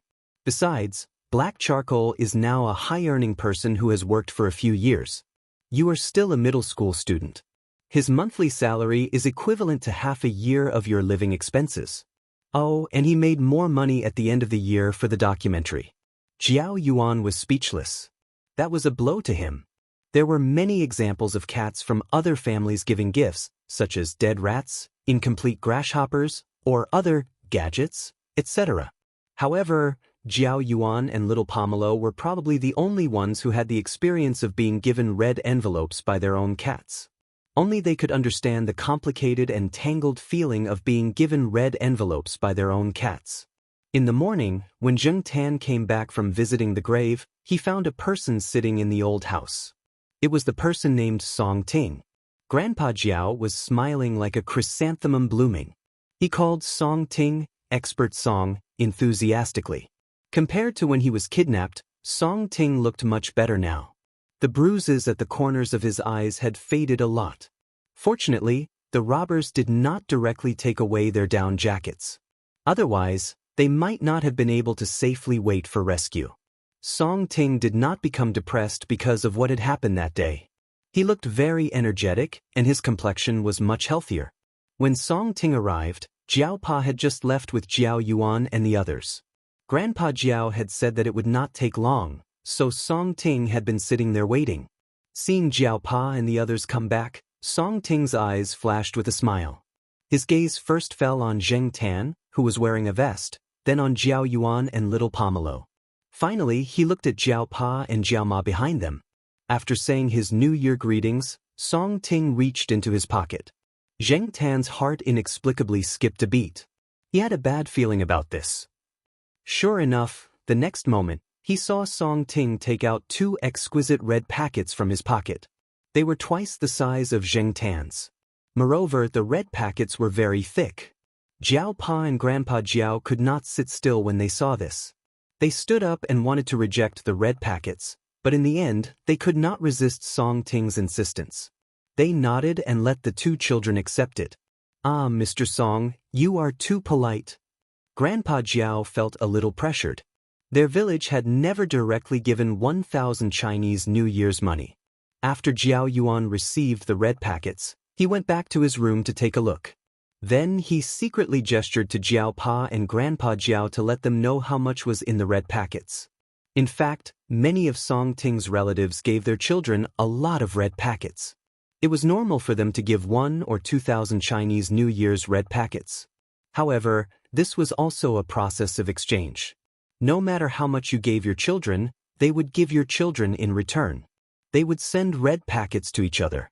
If they could not give their children any Chinese New Year's red packets, they would put it on other things and add it to the Chinese New Year's red packets. Song Ting did not like to do these so-called reciprocal gifts. In the past, it was his wife who prepared the red packets. However, now that his wife had gone abroad to study for a doctorate degree, the old man was not around to give advice. In the end, he decided to follow the traditional way of giving red packets between relatives and gave each child 1,000 Chinese New Year's red packets. Song Ting wanted to give more red packets. He was sincerely grateful to the 2 children. It was the first time in many years that he had encountered such a situation. Fortunately, the 2 children and the cat had helped him. Otherwise, the consequences would have been unimaginable. He could have given more red packets, but in the end, Song Ting's friends stopped him. Generally, in the village, giving too much red packets would be too stressful. If they wanted to express their gratitude, they could do it in other ways. Therefore, this 1,000 Chinese New Year's red packet was the result of Song Ting's friends' persuasion. As for Zheng Tan, when Jiao Yuan went back to his room to look at the red packets, he hurriedly followed him. After seeing the red packets, he cursed in his heart. Along with the alpaca, he did not look at Song Ting in a good light. He had originally planned to give the highest red packet this year, but in less than 2 hours his plan was broken. Zheng Tan was so depressed that he wanted to flip the table. At the same time, he was thinking of saving more cash next year to give the red packets. At that time, the red packets would be more exquisite and beautiful. Someone came to look for Grandpa Jiao, so he asked the Jiao Pa to stay here and talk to Mr. Song. After the Jiao Yuan and little Pomelo were called away by Jiao Ma, there was only the Jiao Pa and Song Ting left.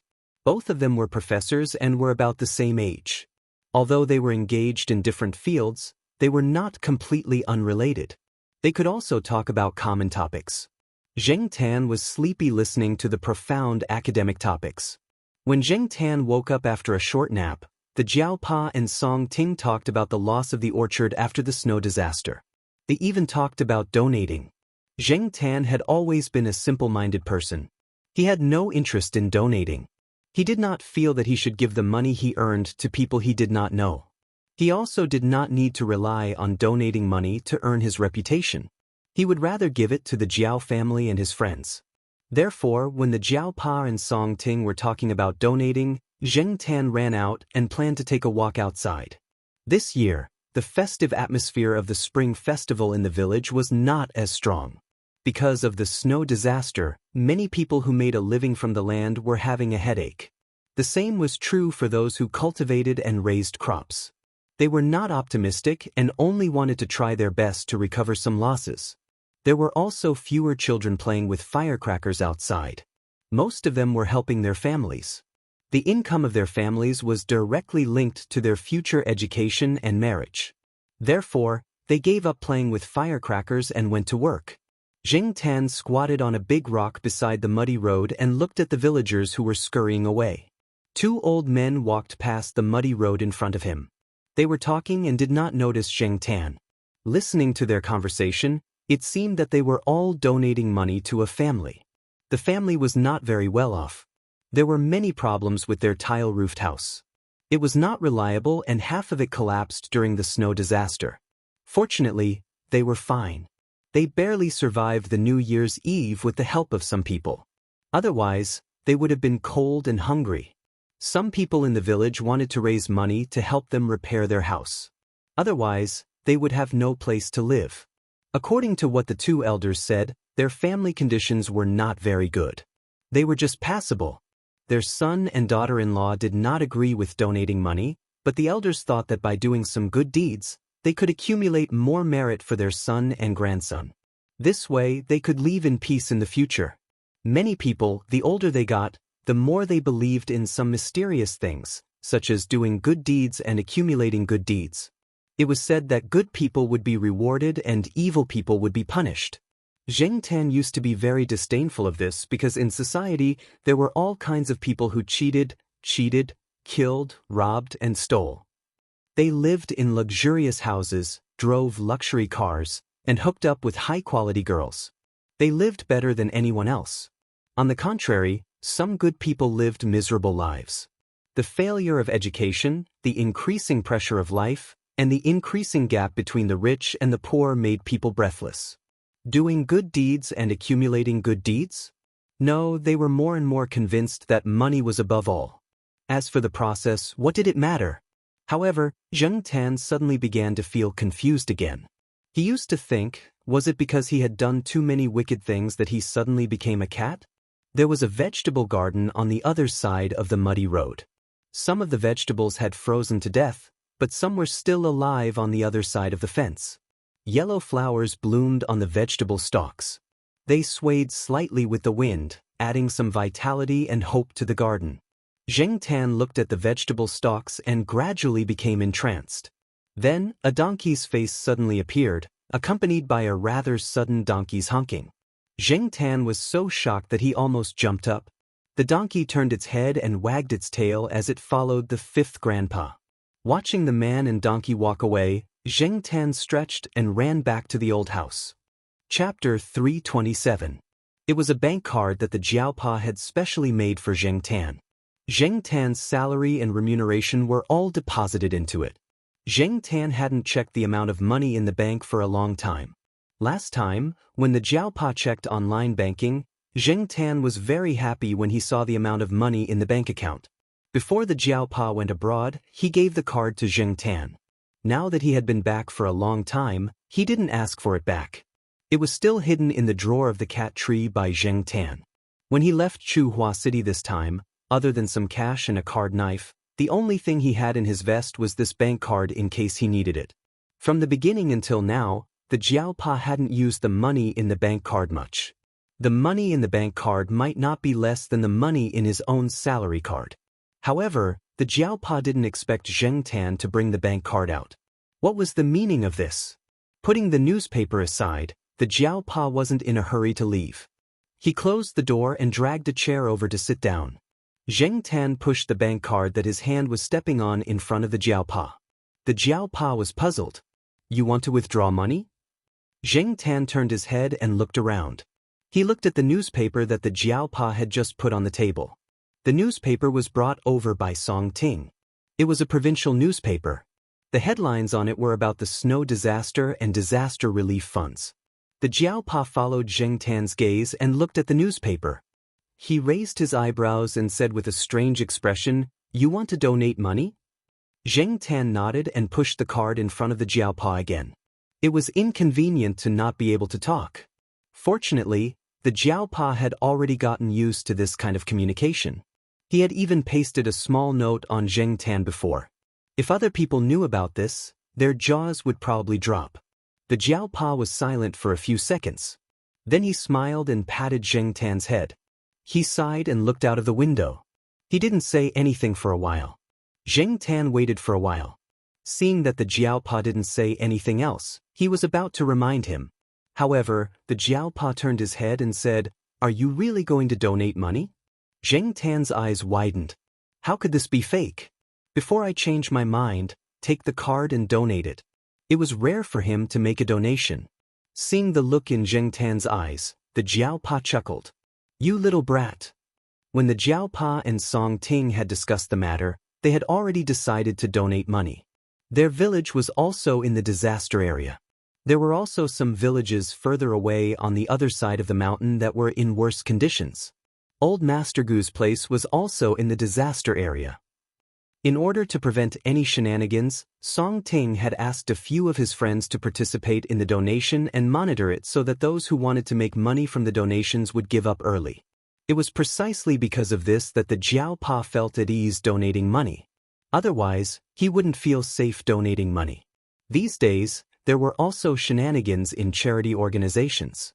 If Zheng Tan wanted to donate money, he could only donate with the Jiao family. He couldn't use another name. Zheng Tan didn't care about this. Did he want everyone to know that he was the one who donated the money? Someone would definitely think about it. Besides, Zheng Tan didn't have such noble sentiments. He only donated for peace of mind. After all, when a completely normal person suddenly turned into a cat and returned to the past, Zheng Tan felt uneasy just thinking about it. When he was sad, he would stare at his cat paws that were completely different from a human's. As for the donation, it didn't matter if other people knew about it or not. If it was really like what the old people said, that doing good deeds and accumulating good karma would bring about good karma, then when would he be able to return to his human form? Zheng Tan thought optimistically. This was also what Zheng Tan had been thinking about when the Jiaopa came in just now. How much do you want to donate? The Jiaopa asked again. Although the Jiaopa had a plan in mind, he wanted to know Zheng Tan's opinion. When he asked, he raised his hand and took a large calculator from the table. He turned on the power switch and put it in front of Zheng Tan. This was the kind that the Grandpa Jiao and Grandma often used. When they bought it for the convenience of the two old people. It was the type with the big buttons that could be seen clearly. Zheng Tan stared at the calculator in front of him and raised his hand to press the button on the calculator. Normally, donations were in round numbers, so Zheng Tan pressed 1, then moved to the 0 button and planned to press 4 zeros. However, when he pressed the button, Zheng Tan's mind wandered. He was still thinking about something when he suddenly remembered that there seemed to be a lot of things happening in the past year, especially the incident in May. After pressing the button, Zheng Tan retracted his hand and realized that he had pressed something wrong. He raised his head and looked at the display on the calculator. Sure enough, there was an extra 0. Zheng Tan was speechless. It really was a mistake. Earlier, he had seen a donation news article in the newspaper. Many celebrities had donated 10 to 20,000 yuan on the spot. He had thought that it would be enough if he donated 10,000 yuan. However, when he was pressing the button, his mind suddenly went blank. He was not focused and accidentally pressed an extra button. Before Zheng Tan could regret, the Jiaopa had already taken the calculator and looked at it. Seeing the 100,000 on the monitor, Father Jiao was surprised, which was rare. He knew that before the new year, when his cat was working at the pet center, the overtime pay was only 50 yuan. He had to get 100 yuan.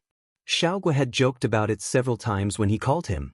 He did not expect this guy to be so generous. Compared to corporate donations, private donations were much less, especially from ordinary people. 100,000 yuan was a huge sum of money for many people. For this large-scale snow disaster, Zheng Tan's donation was even more than some of the celebrities' donations listed in the newspaper. Zheng Tan had a lot of money in his card. In the past, because of him, Yi Hao had transferred a lot of money. This amount of money still accounted for the majority of the total amount. In the past few years, because of various reasons, Yi Hao had also transferred a lot of money. Every time, Yi Hao had been very generous. Are you really going to donate this much? I was going to donate 100,000 yuan. I didn't expect you to do the same, said the Jiaopa, thinking about the New Year's money that the Jiao Yuan had told him. The Jiaopa smiled and shook his head again. His cat was really. Jing Tan hesitated for a moment. However, when he thought about the money in his card, he decided that he would just donate 100,000 yuan. He would not change it. Pushing the card back to the Jiaopa, Zheng Tan jumped off the table and left. A few days later, Song Ting came again. The young man who had been kidnapped with him last time was discharged from the hospital today. He asked the driver to send the young man over. After all, the young man had helped a lot when they were kidnapped. This time, the young man had almost lost his life. After Song Ting learned about the young man's family situation, he recommended a food processing factory along the coast to let the young man work there when he recovered. The young man's family was very happy about the good pay. Taking advantage of this time, Song Ting also chatted with the Jiaopa and brought over the relevant donation certificate. The Jiaopa meant that the 200,000 yuan was a family donation. When he told Song Ting about it, he specifically said, "The money that my cat earns is also included in the donation." Song Ting smiled. He only thought that the Jiaopa was joking. However, he did have a good impression of Zheng Tan. If it were not for Zheng Tan, he did not know when he would have been discovered. In addition, on Yuan Ziyi's side, the Jiaopa would also participate in the company's donation. He did not only donate this amount of money. Because of the disaster in his hometown, he also experienced a lot this time. Moreover, Yuan Ziyi also wanted the company to make a good impression in front of the public. While the Jiaopa was chatting with Song Ting, Zheng Tan looked outside. The car that sent Song Ting here was a private car with a driver. However, the driver was not only a driver, but also a bodyguard. He was afraid that something would happen to Song Ting on the way. However, from Song Ting's words, it could be seen that he had a good impression of this village. He had said a lot of good things about this village. The young man's surname was also Jiao. However, he was also related to the Jiaopa. Most of the people in this village had the same surname, and some families had the same surname. This was also the reason why the Jiaopa, who was also surnamed Jiao, addressed the donkey cart driver as fifth uncle instead of fifth uncle. However, when it came to the Jiao Yuan's generation, it was much simpler to address people as uncle or grandfather. Zheng Tan and the others would not be staying here to celebrate the Lantern Festival. Little Pomelo and the Jiao Yuan still had to go back to report. Before that, the Jiaopa's work had to start in advance. Many graduate students would return to school around the 10th of the first lunar month, especially those who were busy with more research projects. The winter break was only a week or two away. The school's official website said nothing. This was an internal rule that would not be announced publicly. On the day they returned to Chuhua City, Song Ting was at a fruit tree experimental base not far from here. When he heard that the Jiaopa and the others were leaving, he ran over to see them off and brought some fruits. What made Zheng Tan angry was that when fifth grandpa led the donkey over, the donkey even leaned in front of the car and made a few strange noises at Zheng Tan. Its mouth was even moving, and its eyes were slightly narrowed, as if it was mocking Zheng Tan. The day before, when Zheng Tan was squatting on a tree and enjoying the winter scenery of the countryside, fifth grandpa led the donkey past. When it saw Zheng Tan, the donkey walked under the tree and pooped in the direction of the tree trunk. It pooped right under the branch that Zheng Tan was lying on. After it pooped, it looked at Zheng Tan. Its long ears twitched, and it wagged its tail and followed fifth grandpa away. Now that the donkey was acting like this again, Zheng Tan was so angry that he wanted to rush up and slap the donkey's face a few times. If little Pomelo wasn't holding him, Zheng Tan would have already slapped it. Looking at the proud donkey, Zheng Tan gritted his teeth. "Just you wait, when I come back for the new year next year, I'll beat you to death." Zheng Tan still had a red packet in his vest. He took it from Grandpa Jiao. Zheng Tan didn't have much money on hand now, so he planned to give another one to Zhuo Xiaomao when he went back. In fact, Zheng Tan also wanted to give one to little Jiao, but after considering the blind old man behind little Jiao, he decided against it. It would be troublesome if it attracted too much attention. Anyway, little Pamela would definitely bring a lot of food for that girl. After the 15th day of the first lunar month, the primary and secondary schools all started school. The kindergarten also opened its doors as the parents started work. Zheng Tan already had a plan for Zhuo Xiaomao's class. He found an outdoor class time. Zheng Tan put on a black vest, put the red packet in, and ran to the kindergarten. Just like before, after seeing Zheng Tan, Zhuo Xiaomao went over. The children in the class were used to it and didn't have much curiosity. "Brother He, Happy New Year?" Zhuo Xiaomao ran over happily. It was obvious that this child was in a good mood. Zheng Tan turned sideways to Zhuo Xiaomao and nodded at the zipper of the vest's pocket, indicating for Zhuo Xiaomao to open it. Zhuo Xiaomao's eyes lit up. She quickly put the crayons in her hand into her pocket, then opened the zipper of the vest and took out the red packet inside. Seeing the red packet with the words, "New Year's gift package," Zhuo Xiaomao smiled so widely that her eyes narrowed. She knew these 3 words. She had also received this kind of red packet during the New Year. Just as Zhuo Xiaochao was enjoying herself, Zheng Tan heard a commotion. She turned around and saw a grayish-black figure rolling out from the bushes after a few meows that signified a cat's battle mode. Chapter 328. The cat that rolled out of the grass was a little bigger than Zheng Tan. It had short, grayish-black fur, and if one looked closely, they could see some black spots. At this moment, after the cat rolled out of the grass, it looked around vigilantly. It was probably aware of a lot of strange smells and sounds around it. When it looked at Zheng Tan and the others, it was stunned. It pulled its ears and then lowered its vigilance. But the next moment, it seemed to have suddenly heard something, and it jumped up high. The next moment, a yellow and white figure rushed over from the grass. The 2 cats covered their ears, arched their backs, and looked at each other with a look that said, "I'll scratch you to death." Their mouths made the kind of whining sounds when they were on guard for a fight. Zheng Tan looked at the clear sky. The weather was getting warmer, and the season of spring was coming soon.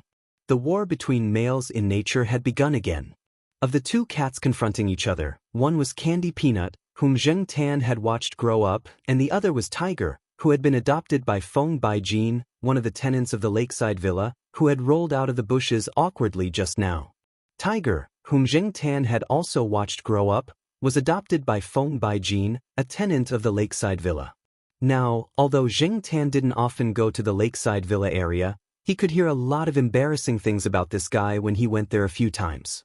It was still the same old saying, "I still remember when it was young and fresh. When it grew up, it was all troublesome." The little guy that Zheng Tan had picked up from the alley in the old residential area was now bigger than Zheng Tan. It couldn't be helped. This guy had inherited the good genes of its mother, the leopard cat. When it was young, it was not obvious, but when it grew up, it felt different from ordinary cats. Obviously, it was 2 different kinds of cats. When Air Mao and Qin Tao talked about the leopard cat's tragic experience, it seemed that before Air Mao gave birth to Hu Zi, it was brought to a cat fighting arena. The cats there were all fierce, and Hu Zi's father was probably one of the cats in the arena. Because Hu Zi was too restless, Feng Baijin didn't keep Hu Zi at home, and it couldn't.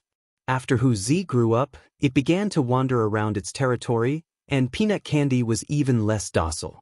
After Air Mao took black rice away for the time being, Peanut Candy would go to the eastern courtyard and bark a few times.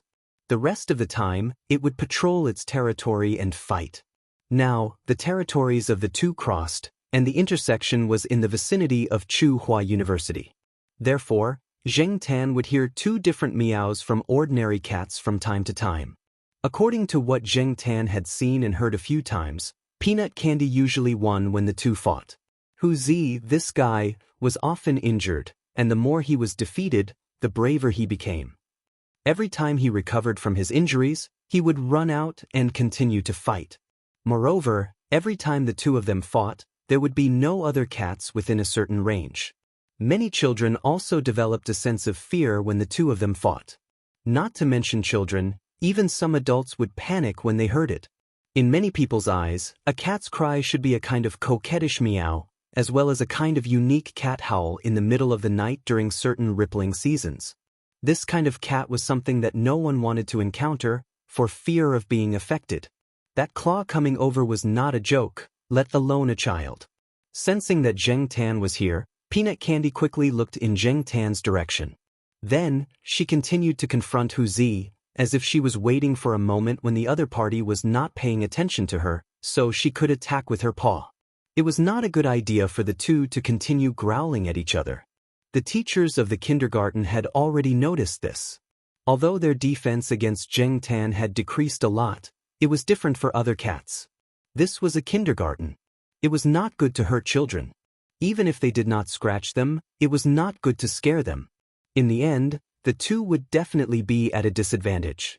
Therefore, Zheng Tan jumped down from the concrete platform of the guardrail. The landing sound was not loud. It was difficult for people to hear, but for cats, it was enough. The two cats who were confronting each other heard the sound. They did not even look in Zheng Tan's direction. They ran away. If they did not run faster, they would be beaten up by Zheng Tan. In the past, if the two fought in the wrong place, Zheng Tan would rush up and slap them if he saw them. If they wanted to fight, they had to go somewhere else. Even if they wanted to fight, they had to look at the place and the situation. Seeing the two cats run away, Zheng Tan did not plan to chase after them. He let them continue to fight. He turned back and walked to the side of the fence. He jumped onto the concrete platform of the fence and looked at Zhuo Kitten. The child seemed to have been about to say something, but she was interrupted by Hu Zi. Zhuo Kitten did not continue to think about the two cats. She did not have any special thoughts about other cats and dogs. In her opinion, Zheng Tan was her brother, and the other cats were just cats. That was all.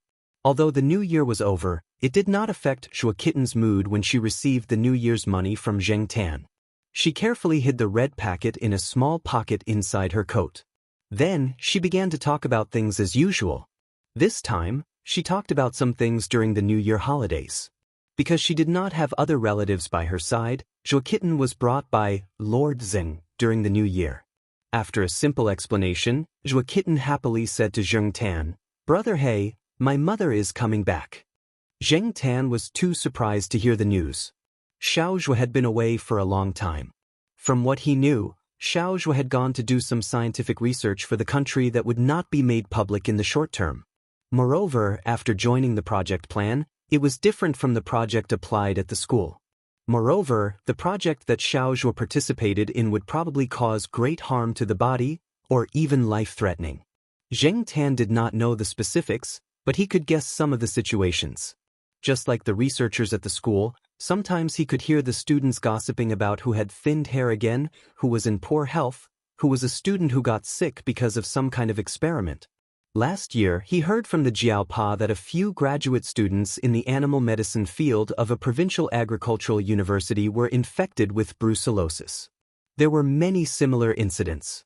Every year, the relevant school would specially host a report on the safety of the laboratory. The Jiaopa also often emphasized the safety of the laboratory to Xin and the others. Fortunately, the laboratory here was separated from the student study room.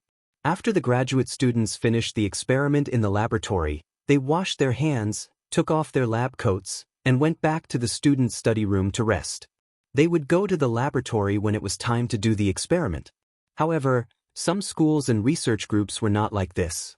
When Xin and several other brothers and sisters had dinner in the small restaurant of the Jiao Wei family, Zheng Tan had heard that in some schools, the laboratory and the student study room were in the same room.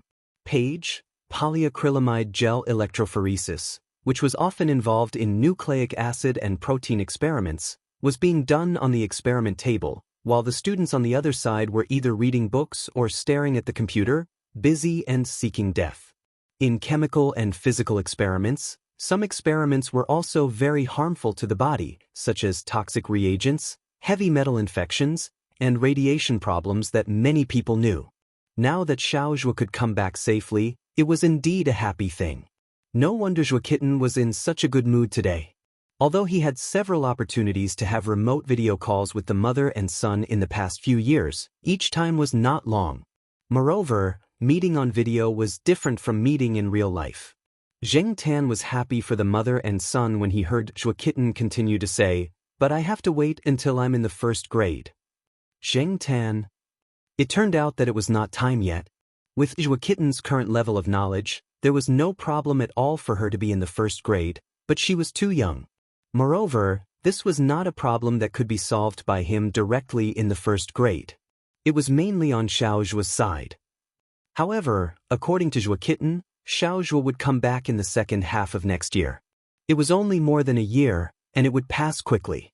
After listening to Zhua Kitten complain for a while, "Why can't I be in the first grade now?" Zheng Tan gave her a handshake and left. It was time for Zhua Kitten and the others to go to the classroom for outdoor activities. Zheng Tan planned to go outside the campus to relax, so he went to the old street. He looked at the entrance of little Pomelo's school for a while, then continued to walk. He slowly walked out of the old street and came to Hengwu Square. It was almost noon. Some of the snack shops were emitting the tempting aroma of food. Zheng Tan thought that at this time, he was too lazy to go back to school and go to Jiao Wei's restaurant to eat. He went to Hengwu Square with familiarity. Looking at the two big words food, he found that there were already many people sitting in the shop. He wandered to the back of the shop and climbed up to a window on the second floor. The window was not locked. The anti-theft net at the window was not dense. Zheng Tan could squeeze in from here, open the window, and jump indoors.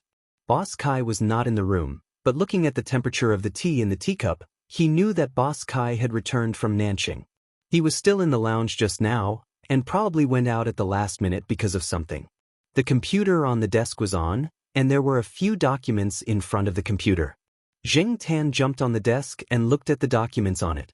Boss Kai would not leave anything that involved business secrets here. There were too many people here and it was not safe. Therefore, the things that were left here were not too important. Otherwise, Zheng Tan would not go up and look. He was not interested in peeping at other people's business secrets. After all, the more he knew, the more dangerous it would be. On Boss Kai's desk were a few price lists and some descriptions that made Zheng Tan dizzy. Looking at the prices of various dishes on the list, and then looking at the price list of previous years on the computer, Zheng Tan was speechless. When he ate with Jiao Pa in the cafeteria, and when he ate at Jiao Wei's for free, he did not think much of it. Looking at the numbers on the list, he realized that the prices of dishes had increased so much. With the increase in cost, the price of the dishes in the store should have increased as well. Despite the increase, there were still so many customers, which also proved that taste of food was indeed popular. Zheng Tan walked along the old street and saw many restaurants. The people in those restaurants might not be as popular as taste of food. He had to admit that food's dishes were indeed good. Below the price list, there were several wholesale prices listed by suppliers. Zheng Tan just raised his hand and glanced at the top piece of paper. He did not continue to look at it. He was waiting for Boss Kai to come back. Then, Zheng Tan's lunch could be solved. Zheng Tan did not have to wait for long before the sound of a key unlocking the door rang out. Boss Kai came in with a folder in his hand. However, he seemed to be troubled as his brows were furrowed. Following behind Boss Kai was the store manager, a somewhat plump middle-aged man. Seeing Zheng Tan, Boss Kai smiled. "Yo, Black Charcoal is here. Happy New Year." Boss Kai walked to the desk, opened the drawer, and handed a sorted document to the manager. "Follow this first. Oh, and ask them to send 2 servings of food later." Spus. The manager had long been used to Zheng Tan's presence. After the manager left, Boss Kai sat on the computer chair, pinched the bridge of his nose, and said to Zheng Tan, "It's good to be a cat. I don't have to worry about anything." Chapter 329. It was obvious that Boss Kai had been very busy recently. That was why he said something like that. For Boss Kai, he was not afraid of being busy. However, with the same amount of time, he could stay in the kitchen for a few days in a row to think about dishes. He was not willing to deal with those written business contracts. When he was in South City, he had asked for help. But now, there were not so many helpers. The work that was shared with Boss Kai would be heavier and take up more of his time. Boss Kai probably did not have many opportunities to complain to others after the new year, so he could not help but say a few more words to Zheng Tan. Although he did not say much, Zheng Tan could understand how the boss felt. Boss Kai had originally planned to spare some time to think about 2 more dishes. In terms of personal preferences, thinking about dishes could satisfy Boss Kai's interests.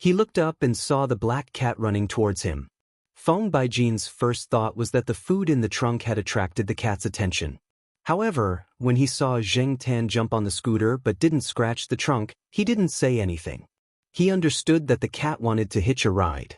After eating, Zheng Tan was a little lazy and didn't want to leave. He wanted to walk slowly back, but since he met Feng Baijin, he didn't want to continue walking. He wanted to hitch a ride. Feng Baijin rode the scooter into Tsinghua University. Since the cat behind him didn't get off, he took a detour to the eastern courtyard. When he passed by a road, 2 cat meows came from the forest. Zheng Tan knew which 2 cats it was as soon as he heard it. Feng Baijin obviously knew as well. Feng Baijin stopped the scooter and shouted towards the forest. "Hu Zi, time to eat." Why didn't he shout, "Time to go home"? Because Feng Baijin knew that the attraction of "time to go home" was definitely not as attractive as the words "time to eat." As long as he shouted, "Time to eat," even if Hu Zi was in the middle of a fight, he would come over immediately. Sure enough, as soon as Feng Baijin shouted, the aggressive cat meows stopped. Zheng Tan had already jumped off the scooter. It wasn't far from the eastern courtyard, so there was no need to take up space. Whoosh, a gray shadow jumped out from the grass. Compared to the appearance Zheng Tan saw in the morning, Hu Zi now had 2 more scratches on his body. Originally, his attack power was slightly lower than peanut candy. His fur was also short, so he didn't have much defense power. This was why this guy lost 9 out of 10 times. Feng Baijin looked at the wounds on Hu Zi's body and felt helpless. The wounds weren't deep. He just needed to rest at home for a few days. Hu Zi's recovery ability was very strong. This was the first time Feng Baijin had raised a cat. The experience of raising a cat was full of tears. He didn't care about it scratching tables, doors, and smashing things. As for the fact that many people said that cats would give gifts, Feng Baijin would definitely laugh. Can you imagine the feeling of waking up early in the morning and finding a fat mouse that was played to death next to your pillow? That feeling was simply if *ck. A mouse in the house? The house was cleaned very well, so there shouldn't be so many mice.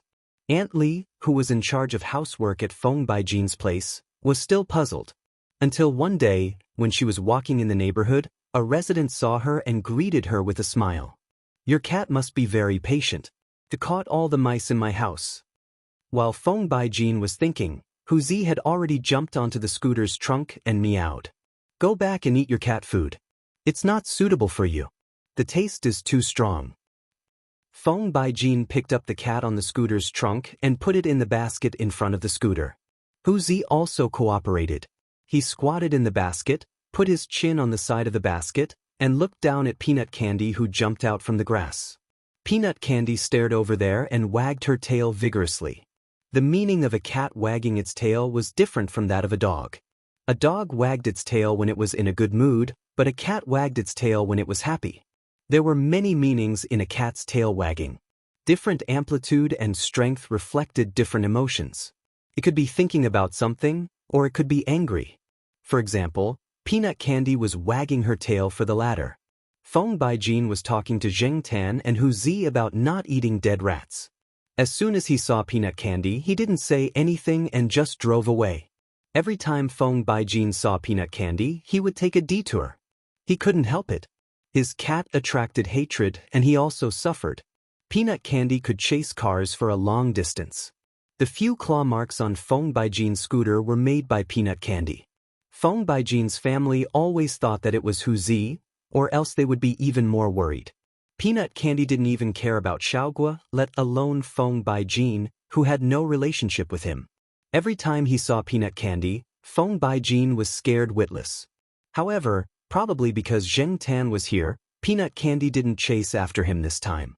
After Feng Baijin and the others left, Peanut Candy was no longer that unapproachable. It became a harmless and well-behaved cat again. It walked in front of Zheng Tan and wanted to rub against him. Zheng Tan ignored it. He brushed Peanut Candy's long fur and didn't see any wounds. As for Feng Baijin's warning about not eating dead rats, Peanut Candy really didn't seem to have touched them. He hadn't touched them since he was young, so he didn't know if he could smell something wrong. Speaking of dead rats, in the early years of the Jiaopa, In order to prevent Zheng Tan from dying like the two cats in the yard who ate dead rats, the Jiaopa trained Zheng Tan. From several types of rodenticides to dead rats, Zheng Tan knew a little bit about them. The Jiaopa also dissected several dead rats that had been poisoned by different types of rodenticides. Zheng Tan watched the whole process, but it was still disgusting. Later, when he found out that Zheng Tan never ate rats, the Jiaopa didn't worry about that anymore. There were many people who raised cats in the countryside. Cats, dogs, and even children were raised half-free. In order to prevent accidents, not many people used rodenticides. However, in the city, there were many people who used rodenticides. The density of the residents was high, and relationships weren't that good. If one family didn't use rodenticides, other families would have plenty of them. Who would care if one family raised a cat? Therefore, many people who raised cats were worried about the problem of poisoned rats. However, the good thing was that it seemed that almost no one in the yard used rodenticides. The poisoned cats were only poisoned after they ran far away. This day, Zheng Tan walked to the smell of food again at noon. He climbed through the window and entered Boss Kai's lounge. Boss Kai was sorting out a document. He was staring at the computer screen with his fingers tapping on the keyboard. When he heard the sound, he looked over. "Yo, black charcoal is here."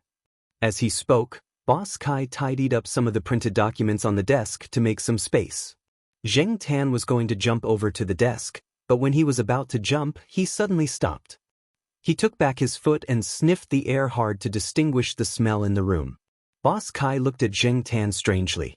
In the past, when the cat came in through the window, he would jump directly on the chair or the table. What was wrong with him now? Zheng Tan sniffed at Boss Kai's desk and other places. He stepped back a little and squatted on the windowsill to think. No matter what Boss Kai said, Zheng Tan didn't go in.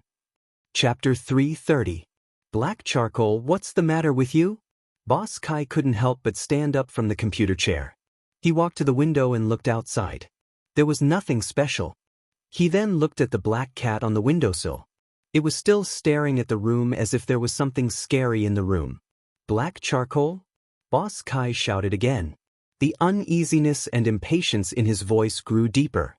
He couldn't help but think of some things that happened in Southern City. The business world was like a battlefield. There were so many unscrupulous things. He wasn't good at that. Most of the time, he relied on his friends there to help him. Later, there were fewer things. Until now, when the strange situation happened again, Boss Kai recalled some of the things that happened in the past. He didn't have any helpers now, and the security in the store needed to be strengthened. During the new year, he went back to Southern City and asked some friends to introduce some reliable people to him, but it would take some time before they could come to work. What was going on? Boss Kai always thought that animals were more sensitive to danger than humans.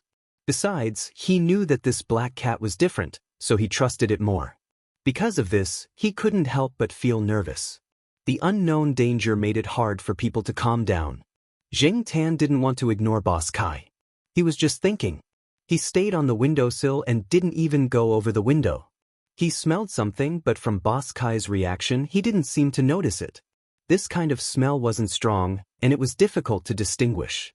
People couldn't smell it with their sense of smell. Even though Zheng Tan's sense of smell was much more sensitive than that of ordinary people, he could only smell a little bit of it. Besides, Zheng Tan had never smelled this kind of smell before, but it was familiar. He should have smelled something similar before. No matter whether he had smelled it before or not, it made Zheng Tan feel danger. It was the kind that made him turn around and run away, as if he was afraid that he couldn't avoid it. While he was thinking, Boss Kai saw that Zheng Tan didn't respond, so he reached out to poke Zheng Tan to wake Zheng Tan up. But when Zheng Tan looked up and saw the fingers coming closer and closer, he hurriedly retreated. Unfortunately, there was no space behind him, and he slipped and almost fell from the second-floor window. If it wasn't for his quick reaction and holding onto the edge of the window, it would be hard to say what would have happened. Seeing Zheng Tan acting like this, Boss Kai looked at his hands and felt even more uneasy. Although this cat was not very approachable, it was okay to poke it occasionally. It was not like this cat was avoiding the god of plague. He didn't know if he was overthinking things, but his growing uneasiness was real, and he couldn't calm down to think about many things. After a few seconds of silence, Boss Kai called the manager of the store and told him that the store would be closed in the afternoon for internal renovations. The customers who made reservations in the afternoon would call the store one by one to apologize. Those who wanted a refund would get a refund. Those who didn't want a refund would get additional compensation or an extension of time. The manager definitely knew what to do. Otherwise, he wouldn't be able to be the manager. After the call, Boss Kai made a few more calls. Zheng Tan listened and guessed that Boss Kai was going to ask someone to come over and check on the store. In fact, Boss Kai could also secretly ask someone to check on the store first and keep the store open. But he was afraid that if something happened, the store would be ruined. The loss would be much more than the profit he made in the afternoon. The store was his years of hard work. Of course, Boss Kai wasn't worried about the food. Because he had been framed in Nanjing City, he had put a lot of effort into the cleanliness of the kitchen. Whether it was the purchase of the food or the purchase of the food, there were people in charge of it. After the food was delivered, there were also people in charge of testing for pesticide residues. Even the tap water was checked. There was no way that the food would be poisoned. When he called just now, Boss Kai asked the person in charge of the testing in the purchasing department again. He confirmed that the recent troubles were only limited supply and high prices. Other than that, there were no other problems. If it wasn't the food, then what was it? Was it because of the food, or because of himself? Boss Kai knocked on his forehead and thought of all kinds of possibilities. He wasn't as smart as others and couldn't think of a solution. He planned to go out for a walk. When he reached the door, he stopped and looked back at the windowsill. Black charcoal, can you do me a favor? Zheng Tan stood on the windowsill and hesitated for a moment. He could roughly guess what Boss Kai wanted him to do. He had planned to sneak back to Tsinghua University and go to Jiao Wei's small restaurant for a meal. But when he heard Boss Kai's words, Zheng Tan hesitated. Speaking of which, Boss Kai was really nice to him. Every time he came over, he would give him good food and drinks. Even if Zheng Tan slept on the sofa for the whole afternoon, Boss Kai wouldn't say anything, nor would he chase him away. Thinking about it this way, Zheng Tan felt that she would be too heartless if she were to slip away. Since the other party was so nice to her, it was only right for her to help out now that she was in trouble. Besides, this favor was not a big deal. Zheng Tan didn't leave the room. Although nothing would happen if he left, Zheng Tan just couldn't get over it. He jumped down from the second floor and followed Boss Kai to the front door. It was the peak hour in the restaurant. People were coming and going. Some of the customers knew Boss Kai, but not many of them. They just greeted him when they saw him. Boss Kai felt that the muscles on his face were stiff from smiling. No one knew how uncomfortable he was in his heart. When he saw the black cat not far from the door, Boss Kai was slightly relieved. It was good that the cat didn't leave directly. There was a sign on the door that said it was closed in the afternoon. Many people asked about it, and the manager explained it with a polite smile. Everything was normal. Boss Kai led Zheng Tan into the restaurant and walked around from the side. At this time, many people were eating happily. Some were staring at the menu in their hands, and some were chatting with their friends while waiting for their food. Zheng Tan walked against the wall. With Boss Kai blocking him, few people noticed him, and few were interested in looking at him. Zheng Tan didn't care about the people around him. He carefully identified the smell in the room. He didn't know if it was because the smell of the food was too strong, or if it wasn't there in the first place. In short, Zheng Tan couldn't smell the kind of smell in Boss Kai's lounge.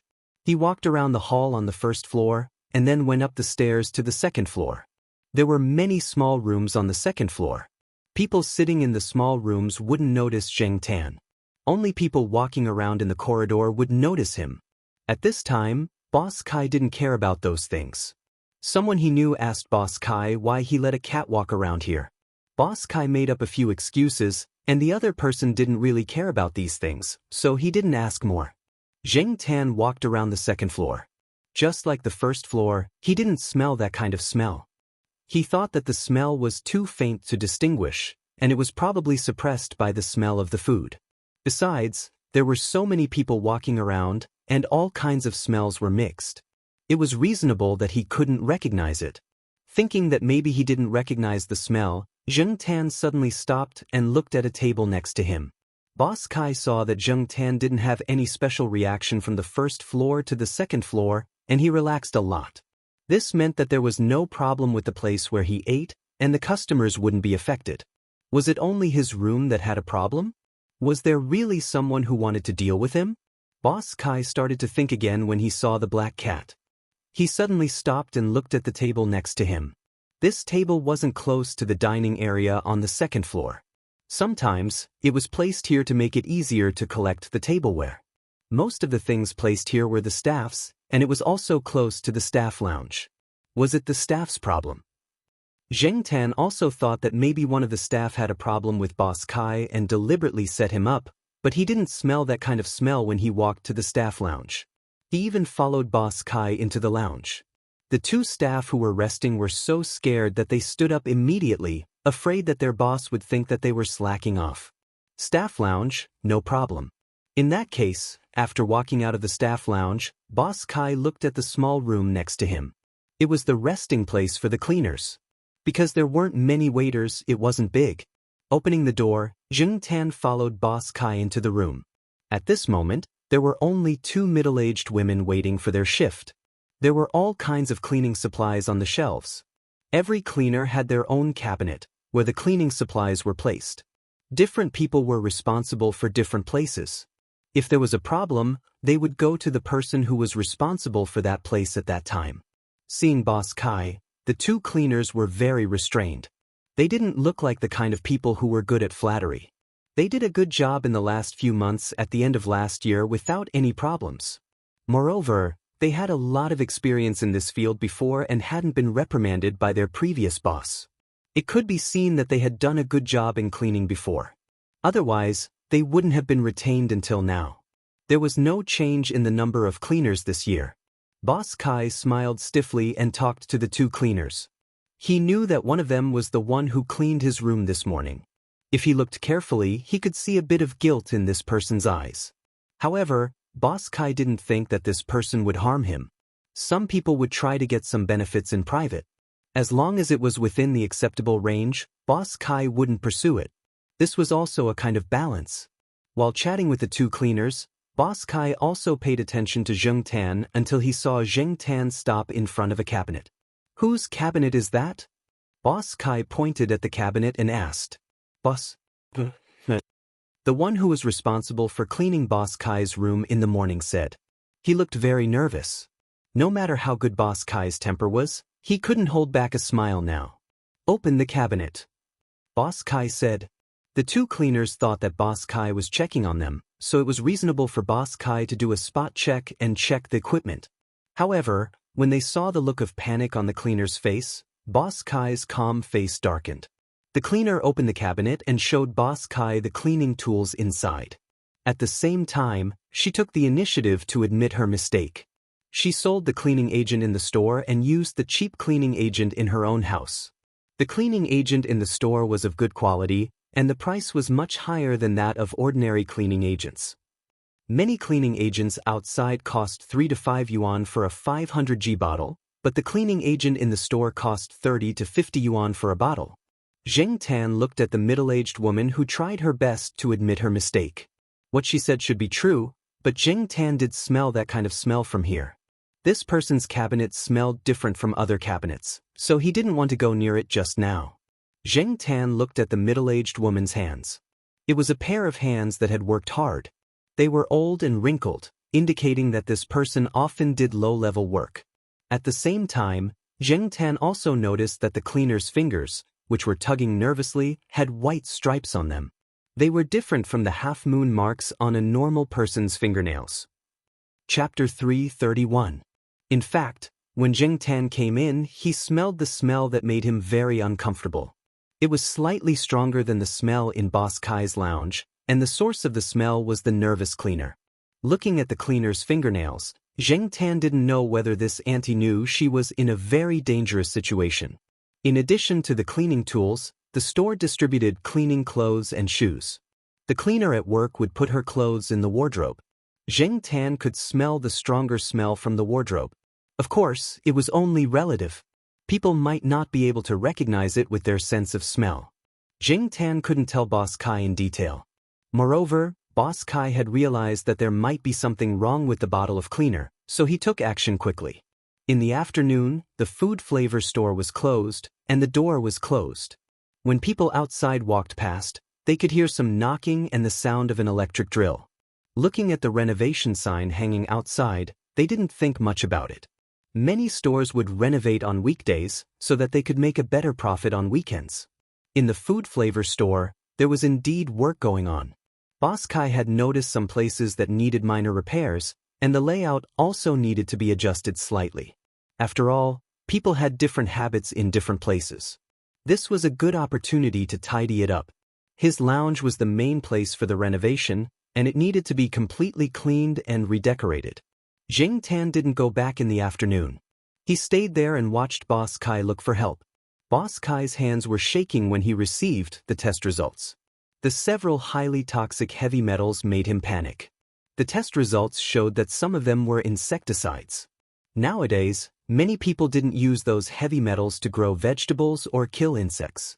Many countries had even reduced or stopped using them, but some places still used them. As for how the insecticide got into the cleaner's bottle, even the cleaner herself didn't know. If they really wanted to harm you, they wouldn't spray this kind of cleaner. That way, the toxicity would be reduced a lot, and the effect would be slower if they sprayed it here.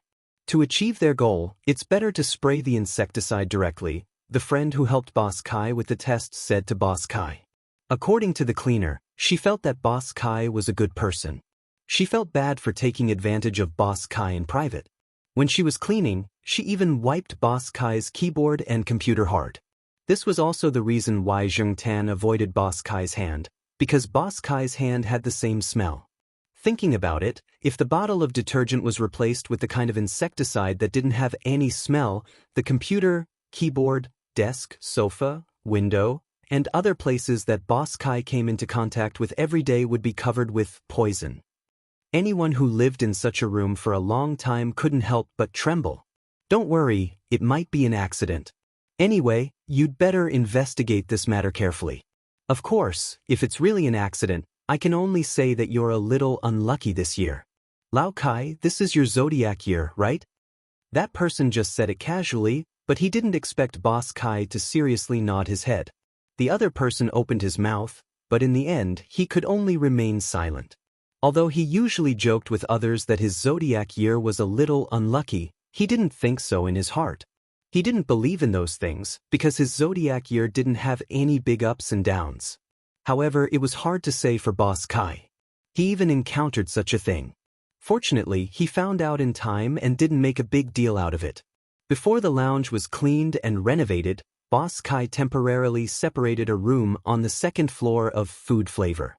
When the lounge was renovated and ventilated for a period of time, he would tear down this compartment.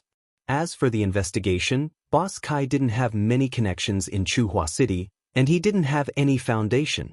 If he really wanted to investigate something in depth, it was naturally best to find a local. Therefore, Boss Kai went to find Yihao. At that time, Chairman Shu specially asked for it, so naturally, Yihao had to give some face. Besides, this was just a small matter, and it didn't cost much. The result that Jing Tan found out a week later was the same as what Boss Kai's friend said. This matter was indeed just an accident. The cleaner's hometown was in the suburbs. Someone in the cleaner's family worked in a factory that manufactured detergent. During the new year, they were given large bottles of detergent. In order to save money, they would specially use a spray bottle to dilute the detergent before using it. Someone had rented a piece of land next to her house to plant flowers. The pesticide was also from that person's family. However, a lot of it was lost in the snowstorm this year, so that person didn't plan to plant flowers anymore. After moving some things away, he closed the door. During the new year, the cleaner's house was also lively. There were many places that the adults couldn't take care of. A child went to the flower bed and found a few bottles. Coincidentally, there was a small plastic factory that produced this kind of spray bottle.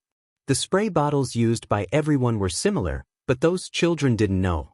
Seeing that the color was not bad, they thought that it was the same as their own detergent, so they took it back and sprayed it everywhere. As it didn't have a strong smell, no one paid attention to it.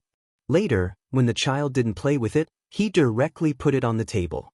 After that, someone mistakenly thought that it was their own detergent and wanted to empty a few bottles to store other things. All of them were gathered into a large bottle and poured out from the large bottle whenever they wanted to use it. At that time, the adults were too busy, so this work was done by the children. The children didn't notice the difference in viscosity between the bottle of pesticide and their own detergent. After pouring it directly into the undiluted large bottle, they ran to play. Because of this, from then on, all the detergents used in the cleaner's house were mixed with insecticides. Although the toxicity of the insecticides was reduced a lot, the house, especially the room where the cleaner lived, had been sprayed everywhere by the kid who took the insecticides from the flower bed. Therefore, the toxicity of the insecticides was much higher. This was a slow process of poisoning. Their daily breathing, skin contact, and so on would all poison them. However, during this process, the cleaner didn't notice it. Perhaps there were some symptoms of poisoning, but they didn't care. Sometime after the new year, the cleaner came to the city and also brought 2 bottles of detergent. He cleaned at food flavor for a period of time. Because his family members were sick and he was short of money, he set his eyes on the detergent that was given out by the shop. Each bottle was worth dozens of yuan. A few days after changing the detergent, Zheng Tan came across it. Pesticides and rodenticides were things that the Jiaopa once talked about when he taught Zheng Tan a lesson. That day, when Feng Baijin mentioned the dead rat, it also reminded Zheng Tan of the memory from a few years ago. That was why he was able to quickly recognize the threat when he jumped out of the window. He just wasn't sure what it was. After all, there were many kinds of pesticides and rodenticides. Even if some of them looked the same and people smelled the same, a cat's sense of smell could still distinguish the differences. After learning the truth, Yi Hao talked to Boss Kai and sighed. That guy always gets into trouble. He's a troublemaker. The guy and troublemaker that Yi Hao mentioned were obviously referring to Zheng Tan. If Zheng Tan had been there, Yi Hao might not have said these things. However, at that time, Zheng Tan wasn't there. Boss Kai didn't think that it was Zheng Tan's fault. This incident was an accident. Since it happened to him, he could only blame it on his bad luck. Even if the poison used in his lounge wasn't very toxic, what if it had been used for a long time? Who could guarantee that he would be safe? Besides, he was running a food store. This kind of store was most afraid of being involved with poison. Even the slightest incident could affect the whole business. It's not causing trouble. It's blocking disasters, Boss Kai said. Yi Hao recalled what had happened in the past. Indeed, he did feel that way. Speaking of which, ever since the taste of food was introduced, that cat hadn't come to victorious return for a long time. If he ran into it again, he would have it walk around and see if it could block any potential disasters. Zheng Tan was completely unaware of Yi Hao's thoughts. After the incident at Boss Kai's, the number of times he went there had decreased. In the past, he would go there for a meal every 2 days. Now, he would go there once a week. It wasn't that Zheng Tan was afraid that the poison in Boss Kai's lounge hadn't dissipated. He had learned from Boss Kai's friend who was in charge of testing that the poison in the lounge wasn't very toxic. It was just that the smell at the time reminded him of something bad, and he felt threatened. But now, Zheng Tan didn't go there as often because Boss Kai's lounge was too small. There were too many things piled up, and it wasn't very convenient to eat there. Every time Boss Kai saw Zheng Tan, he would be very enthusiastic. Whenever Zheng Tan went there, he would have someone prepare a meal for him. Boss Kai felt a lot more at ease with this cat around. When the cleaner was fired, Boss Kai saw that there were several people in the cleaner's house who were chronically poisoned, and the medical expenses were high, so he didn't deduct any of their wages or pursue compensation. The cleaner also knew what to say and what not to say. After leaving, he didn't mention the taste of food to anyone. If it were Yi Hao, he definitely wouldn't have let it go so easily, even if it was just an accident. This day, Zheng Tan followed Jiaopa to the cafeteria for 2 days and stayed at Jiao Wei's restaurant for 3 days. He wanted to change his taste, so he came to the taste of food again. After eating, he didn't stay for long. He planned to go home and secretly go online to see the netizens scolding a certain celebrity with the surname Zhao, who was arrested before the new year. Now, no one continued to call him Young Master. Instead, they called him hypocrite. During the new year, because of the snow disaster, no one paid attention to this matter. After the incident, a few people who had a grudge against a certain young master started to make waves to make their presence known again. When Zheng Tan was bored, he also went to watch the scolding battle.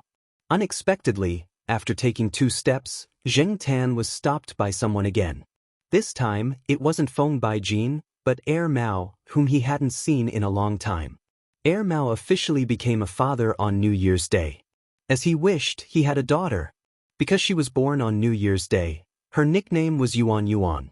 There were even people who teased the father and daughter. One was Heir Mao, while the other was Heir Yuan.